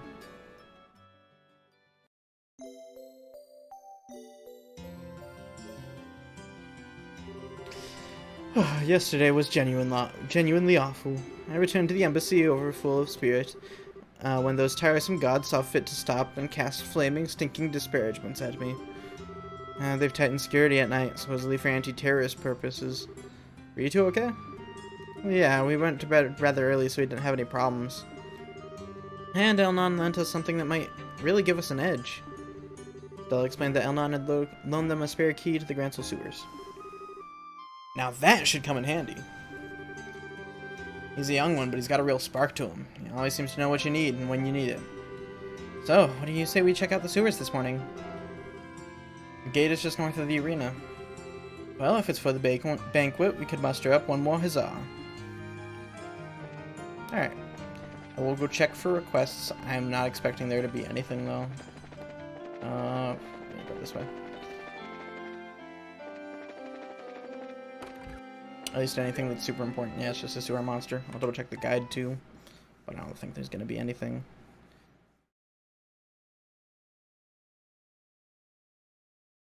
Let me see.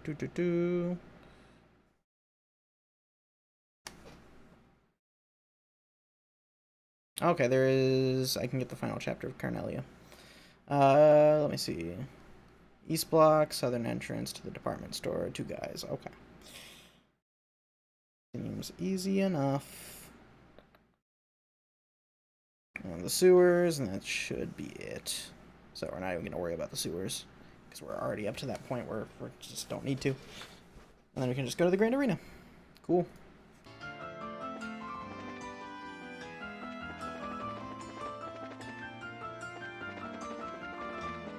Or is it these two?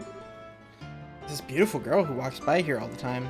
Some days counting how many times this year is the only way I can keep myself sane. If you can call that sane. Alright. That girl walks by here 3 times today. I'm going to go up to her and say hi. I just need that book so I can pretend to be reading it while I wait for her. Because girls like smart, bookish men, right? Right? Christ, Anton. Anton gets some really weird ideas in his head sometimes, man.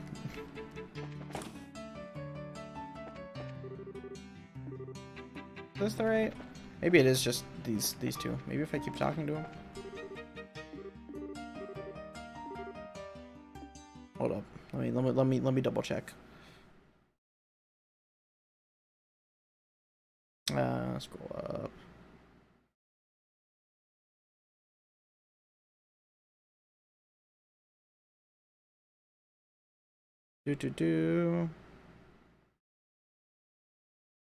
Oh, okay, so I have to wait for her to walk past him.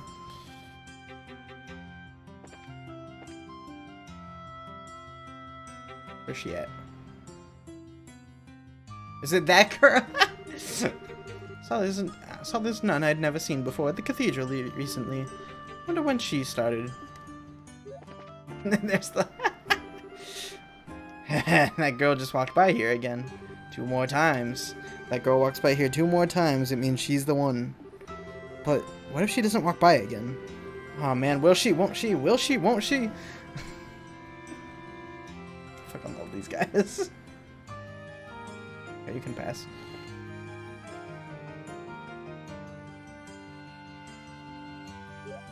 There we go. There she goes again. One more time. I see that girl one more time, I'll say hello to her. She's like a goddess to me, celestial and untenable, but captivating in her beauty. I think he might actually be talking about the girl who is just running that way.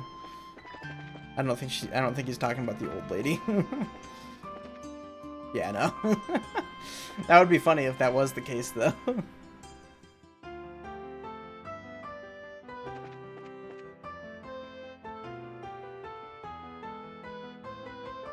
Alright.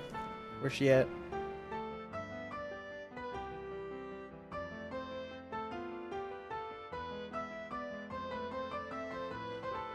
Gum job. Oh no, I hate that. Of all the things that you could have said, that was the worst. The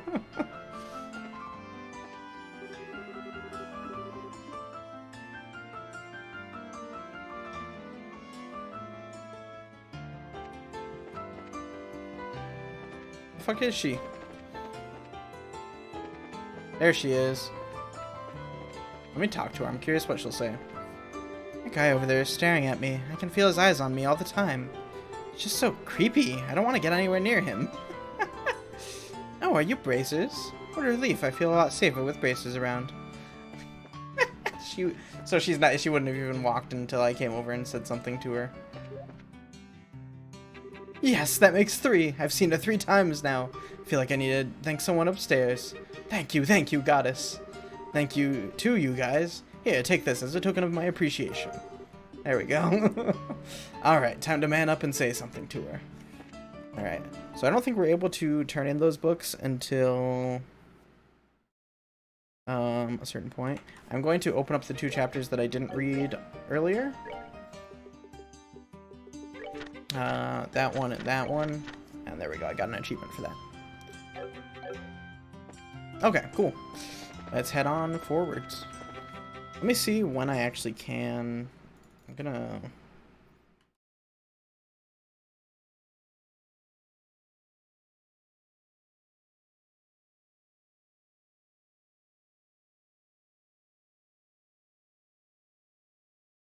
Okay, let me see. I'm gonna scroll down just to find out when I actually have to turn those books in, because I forget when it is. I want to say it's like right before the end of the game, but I want to double check. I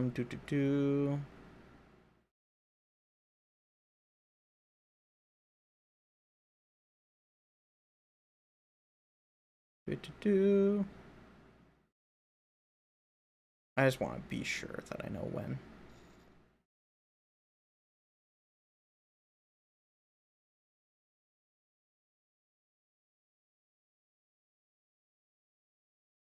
Let me see. I think I know when it's supposed to be, so I'm not super worried about it, but yeah. Alright, let's go. Welcome everyone to the Grand Arena. Please note that the tournament participants are asked to remain within the arena's walls until the end of the day's matches. Have you made all the necessary preparations for a day of hot action? Yes. Excellent, excellent. Your waiting room is the blue team room. Fight well. Oh.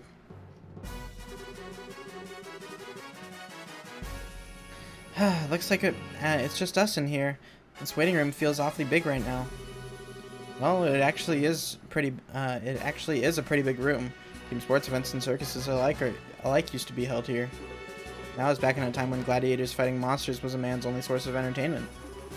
Interesting. I guess that would explain the size if there were circus animals in here. Must say, it certainly doesn't measure up to an Imperial opera house, but even so, it's about the size of an outdoor concert venue, and that's certainly acceptable. Excuse us for being less gaudy than you Imperialists. I think we may have gotten here a little too early, though. We still got a sizable chunk of time before the match starts. Really? Waiting around for your match really does start to get kind of boring. Why don't we walk around the grounds for a little while, then? Works for me. We're gonna go out for a walk, guys. Sure, just make sure you're here in time for the match.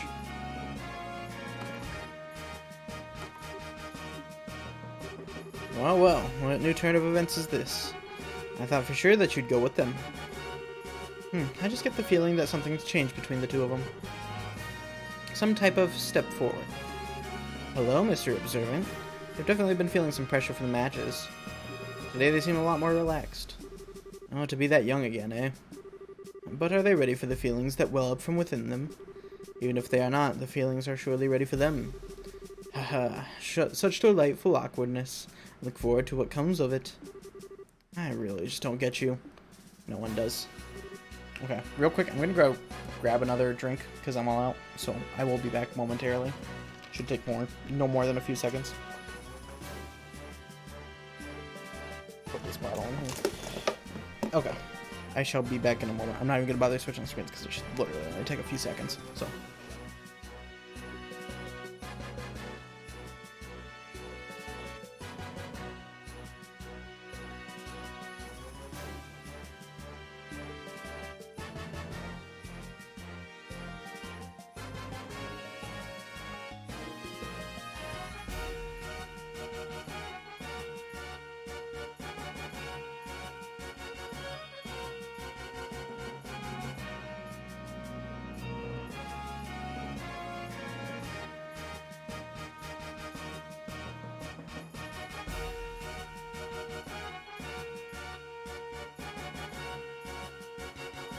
Alright.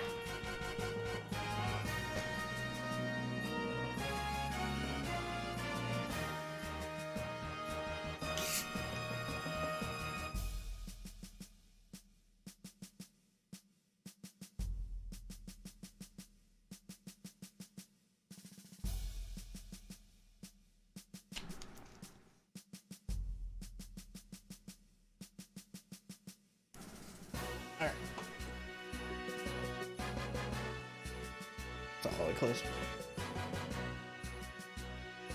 This thing's just fucking like... It's just going. It's sealed.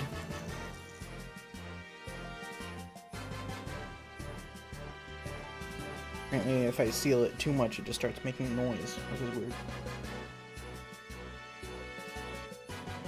Okay. That should be good. Alright. Estelle shudders. Something wrong? Are you feeling alright? I'm okay. I just got the chills all of a sudden. Like someone's talking about us or plotting something. I think I can guess who that is. That's accurate. There's the other guys. Is something wrong, Kurt? Oh, it's you guys. Guess it's time for the final match. Give it all you got, okay?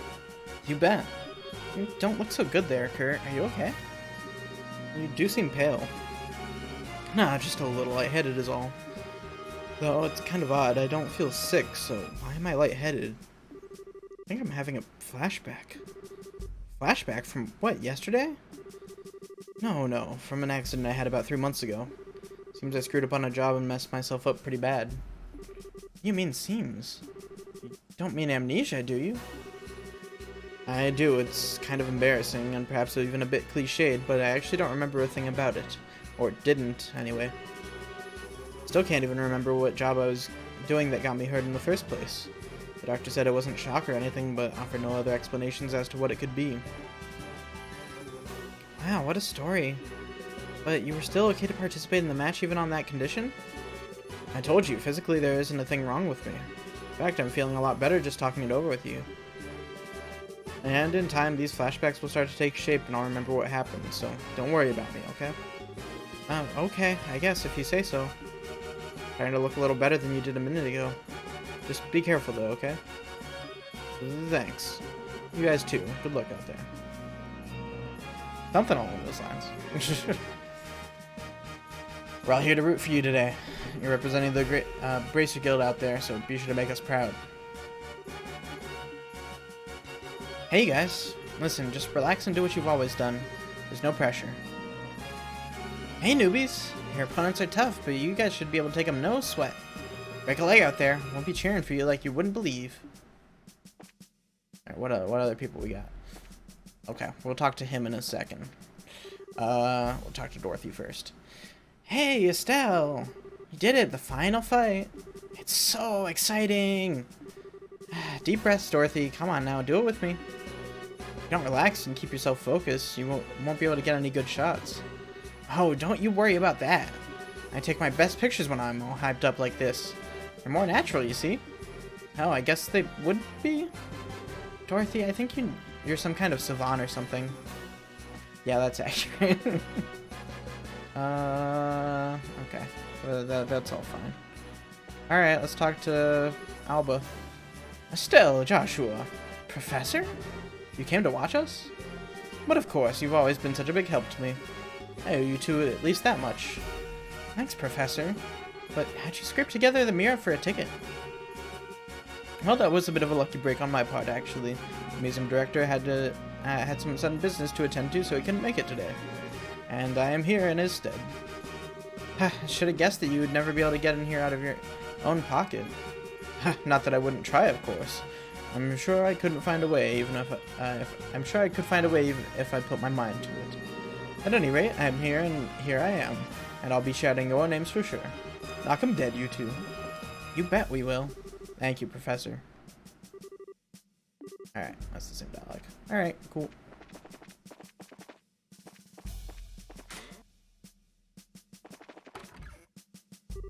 Oh, Estelle, Joshua, is that you?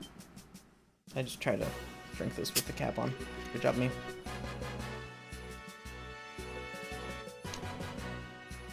Mayor Klaus? What brings you here? It's good to see you both again. Shahrazad told me that you've gone traveling all over the kingdom. You've certainly grown up nicely in the time since we last met. Thank you very much. Well, I can't speak for myself, really. But you certainly seem as chipper as ever, Mr. Mayor. Kind of refreshing to see. Well, I won't let you young folk beat me just yet. So, I hear you two made it all the way to the championship in this big martial arts competition. Maybe a little old for such things, but I came to watch. Came all the way from Roland for that? No. Actually, I got an invitation out of the blue to a dinner party at Gransel Castle. I only arrived in Gransel this morning, but came by way of an airliner. No way. I think I get it. The invitation came from Duke Dunan, right? Oh, you know of it? I was originally planning to attend a birth ceremony for this married couple and then journey to you. But this lady officer approached me out of nowhere and told me that I was invited to this dinner party. One guess as to who that was. Yeah, it had to be Captain Almathea. Sadly, my wife's just not much of the traveling sort, so I didn't have much choice but to come here by myself. She's not here. Pardon me, Mayor. There's a chance we may also be attending that dinner party. Oh? Stella and Joshua explained that the Dukes had stated that the winner of the competition would receive a formal invitation to the party.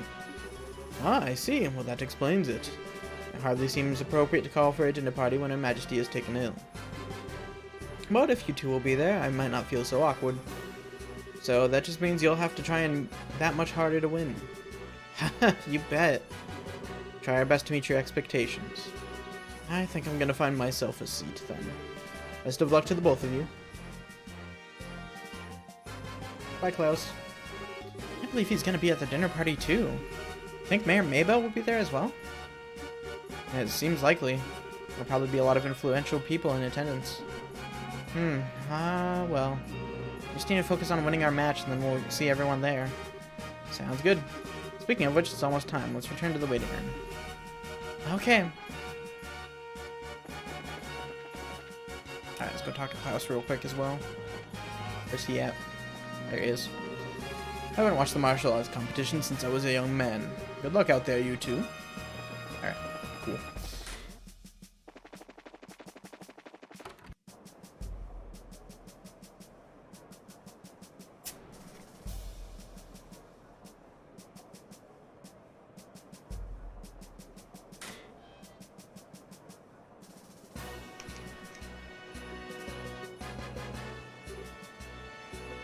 Oh, it looks like the Duke and Colonel Richard are showing up together today. Indeed. Maybe he's here to watch his subordinates compete? Oh, so that's the Royal Army's darling of the public, eh? Sounds handsome enough and well-groomed. He looks like the capable sort. Yeah, I guess so. He doesn't seem to bear much resemblance to when I saw him in Bose, at least in terms of character. But what indeed can one do? I suppose that he is worthy of being considered a rival to the great Olivier Lenheim. I doubt he's worried about that. Looks like it's starting. We must apologize to everyone for the long wait. We now open the final day of the martial arts competition's full contact matches.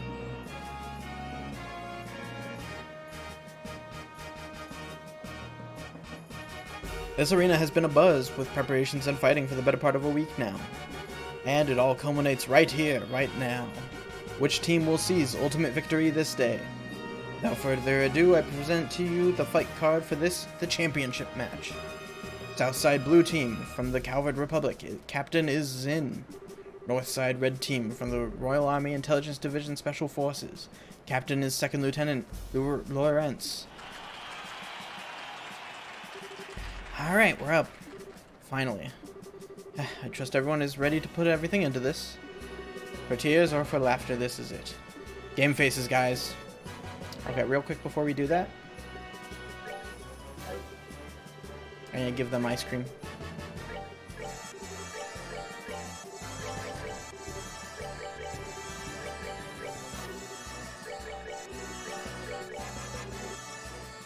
There we go, he's maxed out.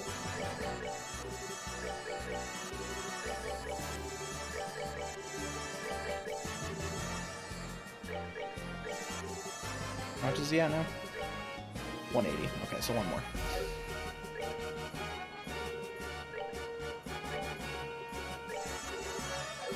Alright, let's do it.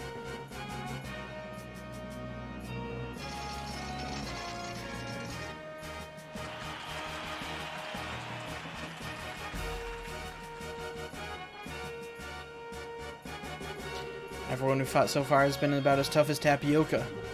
That and half this team is a pair of rookies. I doubt they'd be able to stand up to us. Haha, don't be so sure. Both of them are a part of the Bracer Guild. Indeed. We've been reading up on them. Good. Now stay focused and don't underestimate them. Yes, sir. Yes, sir. What are those guys grousing about over there? Just let them be, Estelle. If they're covering their faces like that, I can't imagine they have much in the way of self-confidence. Since they lack my dazzling good looks, there's probably a lot of sniping and backbiting in their ranks. What the hell's that supposed to mean? I'll have you know I'm considered very attractive to women. I'm Second Lieutenant Lawrence, right? What is it, boy? Joshua. That sword technique. No, never mind. Best of luck. And to you. Hey, don't let their talk get you all depressed. We're about to start. We now begin the final match of the martial arts competition. Both teams go to your starting places.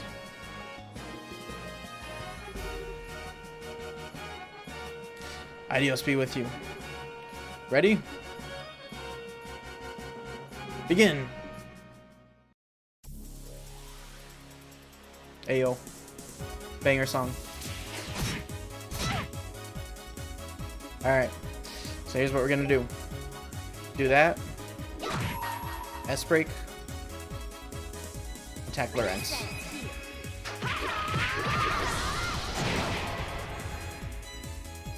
Do do do do do do. Boom boom boom boom boom boom boom boom boom. We do another S-break. And they can move forward. Perfect. Shoot Lawrence. Another S-break. Let me show you the true essence.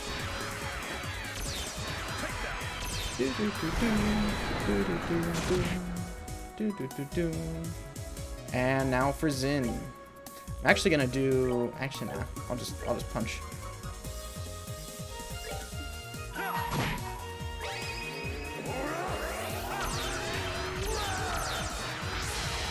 Boom. There we go. Now we just gotta finish him off.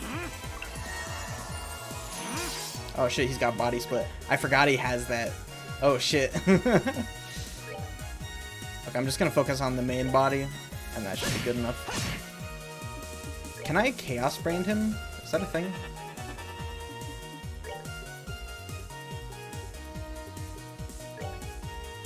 Oh, I can't impede him from here. Damn. I will do that. Okay, cool, that impeded. Sick. I'll distend. Olivier can try and Chaos Brand. It works. God, Chaos Brand fucking... It's so overpowered in this game. Okay, dual strike. Okay, Olivier, you can... let's do a Shadow Spear. And then you can do Blue Impact. And you can just punch. Yeah, that works. Cool. Not bad. Not bad. We win! Piece of cake.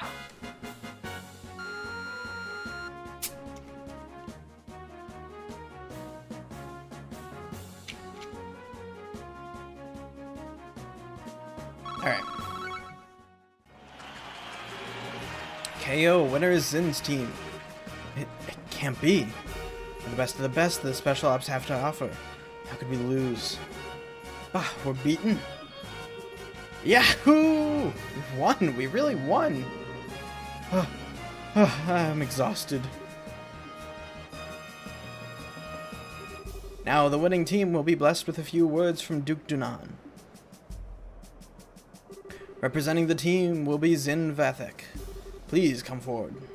Yes, sir. Wow, you look even bigger up close. Earl Easton is just as huge as you. Now, I'm a little outside the ordinary. I stayed well, slept well, and trained diligently ever since I was very young. I'm the way I am because I tend to think about everything very carefully and deeply. Ha ha! I see, I see. I like you, Zin. Allow me to present you with the prize of 100,000 mira and the invitation to the dinner party. Thank you very much, sir. Idio shine her light and glory upon you and your friends. My beloved citizens, let's hear a big round of applause for the victors. Haha, an interesting conclusion, I'd say. Lieutenant Lawrence, you truly have no shame. His Excellency must surely be ashamed to see his men beaten by such rabble. Was all that posturing just for show? I am indeed shamed. Come now, Althea, you needn't criticize him so. Truth be told, I myself asked Lawrence to hold back. What? It would behoove any member of the Intelligence Division not to put all of his strengths on display. And in this instance, it works to our benefit that the others win the championship. I see. His Grace, too, seems taken with the Easterner. He'll serve as an ample distraction. Still, it is a pity. Lieutenant Schwartz or General Morgan had participated, the show would have been far more dynamic. Surely you jest, sir. If you truly wanted the tournament to be more dynamic, perhaps you should have participated yourself. The likes of Julie are no match for your strength, after all. I don't think quite highly of my skill with a sword. I doubt I will be able to defeat the second lieutenant here if he fought as hard as he could, either. Hardly, sir. I believe you somewhat overestimate my strength. Nothing but an unrefined former Jaeger in a soldier's uniform. I beg to differ. I have confidence in my ability to judge the strength of others. And about the only person I could see being able to fight you on equal terms with would be him. Speaking of whom, his children will shortly be entering Gransel Castle. Shouldn't we be taking some sort of steps to deal with them? Leave them be. We'll honor the arrangement with the Duke. And besides, it's far too late for the Bracer Guild to cause us any real trouble. But sir, Lawrence, how far along would you gauge the plan's progress? Just over 90%, sir. I'm certain I will be able to guide you to our destination within the next few days. Excellent. A new dawn fast approaches for this kingdom, and even if I must endure the stigma of treason, I shall pave the way for the glorious morrow.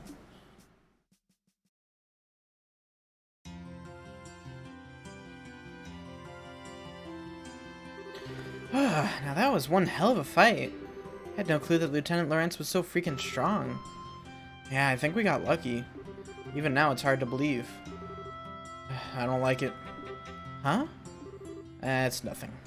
More importantly, that fancy shindig is supposed to be happening tonight. From what I understand, it's going to run late into the night, so they're setting up rooms for us. Most generous of them. Rubbing shoulders with all those stuffed shirts is sure to chafe in the worst ways and uncomfortable places. But dining, the Borough Royal Dining, the very prospect of such decadence. Look at me. My mouth can barely contain itself. Where's my handkerchief? It's getting on your... gross. Good to see that you haven't lost your sense of perspective, Olivier. Ha ha ha, indeed. Let us be off then. Off to gorge our souls upon the 7 courses of courtly affection. Oh, that's the plan, is it? Well, fancy meeting you here. Hi, Mueller. You son of a bitch. You wander all over the place every damn day and leave me wondering what the hell you're up to. Have you gone completely mad? What possessed you to participate in a martial arts competition? Oh, come now, my dear Mueller. There's no need to crease your lovely face with such an ill-tempered expression. After all, is it not true that good fortune comes to those who favor those around them with a smile? I am smiling. Is it just me, or do you recognize that uniform? Yeah, it looks like Imperial military to me. He looks like he could be a tough one to take on in a fight, too. I don't believe we've met. My name's Mueller. I was recently appointed as resident military officer at the Erebonian Embassy. I've known this whack job for a very long time. One might even call us schoolyard chums. Ha! Fret not over his dark demeanor. Without it, his presence wouldn't light up the room the way it does. Okay, you really need to shut up now. Right. Now where was I? From the looks of things, this fellow has caused you some trouble. As a representative of the Erebonian Embassy, I sincerely apologize. Oh, it's okay. He hasn't really been a bother. Actually, he was a big help to us in the tournament. Olivier? Did you deliberately try to keep your participation in the tournament a secret from the embassy? Oh, perish the thought. Oh, no. I rather simply never told them. How is that any different from hiding them? But okay, fine. What's done is done. Now, though, we're going back to the embassy. Yes, you're coming with me. But please, do wait a moment. We've all been invited to a delightful, indeed wondrous dinner party. Delightful and wondrous, eh? Sounds nice. Too bad you won't be attending. We're gonna be confined to the embassy for a little while. Are you serious? When do I ever joke? Oh, cruel fate. Truly you drive a knife into my very heart. The promise of this dinner party has been all that's helped me maintain my will to live. You know, I actually feel kind of bad for him. Is it really that big of a deal if you let him go to the party? What's your reasoning behind this? I knew I could count on you. But how lovely a thing is true friendship. Such warmth and affection as opposed to cruel frigidity of my schoolyard chum. I don't think you folks understand just how serious this is. Try to picture this. A dinner party populated by royalty and its influential guests from across the country. And also in attendance, an arrogant fool who never shuts his mouth because his foot is lodged so far into it. They found out, and if they found out that this uncouth imbecile was an Erebonian citizen... My beautiful and gracious comrades, why have you suddenly fallen so silent? I'm sorry, Olivier, but he does kind of have a point. Yeah, your usual behavior might not be appreciated in the royal castle. True, we wouldn't want to start an international incident, would we? Why you would turn on me so easily? War only ended 10 years ago. Relations between our countries still can still be strained at times. You'll just have to grin and bear it, Olivier. Please, Mueller, hear me out. I'm sorry I didn't say anything before. You know, when you... This isn't a debate. My dinner party. My royal cuisine. Is this really okay? I can't say I really like it, but facts are the facts. Well, there's nothing much we can do about it now. Just have to enjoy ourselves twice as much in order to make up for him not being able to join us. Oh, well, I guess you're right. Let's go get our stuff together and get to Gransel Castle, then. Alright. Let me check something real quick. Real quick. I want to see how much more we got going. I don't think we have a whole lot left, so...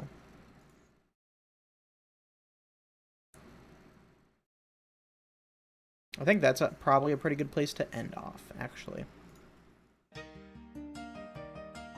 So yeah, that's actually, I'd say that's a good place to stop for tonight. I think we can finish at least get to right before the very ending, because I'm not gonna be finishing this. I'm gonna be going all the way up till like right before the ending on purpose, so that I can do the ending and immediately hop into the second game. So we can get right to the ending, which is basically the end. But yeah, aside from that, yeah, I think we could probably get there in one more stream, so that's pretty good. I'm digging that. Anyways, yeah, I will go ahead and be sure I'm saved, and we'll go ahead and close out. Is there anyone live? I want to go toss some stuff on over to. I love how it immediately jumped into more Trails music. Love it. Let me see. Not really. So yeah, regardless, I'm about to go to sleep. So it's just kind of like, oh well, whatever. Alright. In that case, yeah, it is too late. But yeah, I appreciate everyone for stopping by. We got more turnout than usual for fucking trail streams, because usually there's not a lot of people. Which, I mean, it's fair. It's a niche-ass game. I don't expect much viewership, but regardless, I appreciate it. Anyways, yeah, that'll be it for me for tonight. So, I might try and stream some more tomorrow. I want to get back into, like, an actual schedule. What I've been kind of thinking about doing is, like, a Monday, Wednesday, Friday, Sunday kind of deal, so 4 days a week, and then that would just be a thing of like the weekday streams would be longer, and I want to do Sunday streams being, or the weekday streams being shorter, and then the weekend streams being longer, and then I want to start having Sunday be Final Fantasy again, because I've been just doing this. But yeah, for now that's good for me. So yeah, I appreciate all of y'all for stopping by. I'll catch you guys later. I hope you have a good night, and yeah, have a good one. Sleep well.